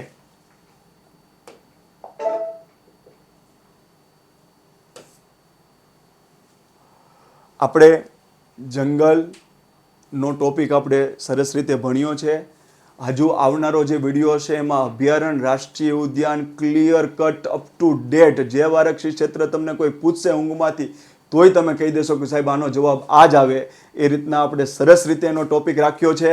તો જોવા વિનંતી, અને સારું જણાય, અમારી મહેનત તમને યોગ્ય લાગે તો તમારો પ્રતિભાવ જરૂર કોમેન્ટમાં લખજો, શેર કરજો, જેથી આપણી મુહિમને આગળના વિદ્યાર્થી સુધી પહોંચાડી શકીએ. લાઈક કરજો તો અમને ઉર્જા મળશે એનાથી. જય હિન્દ, જય ભારત.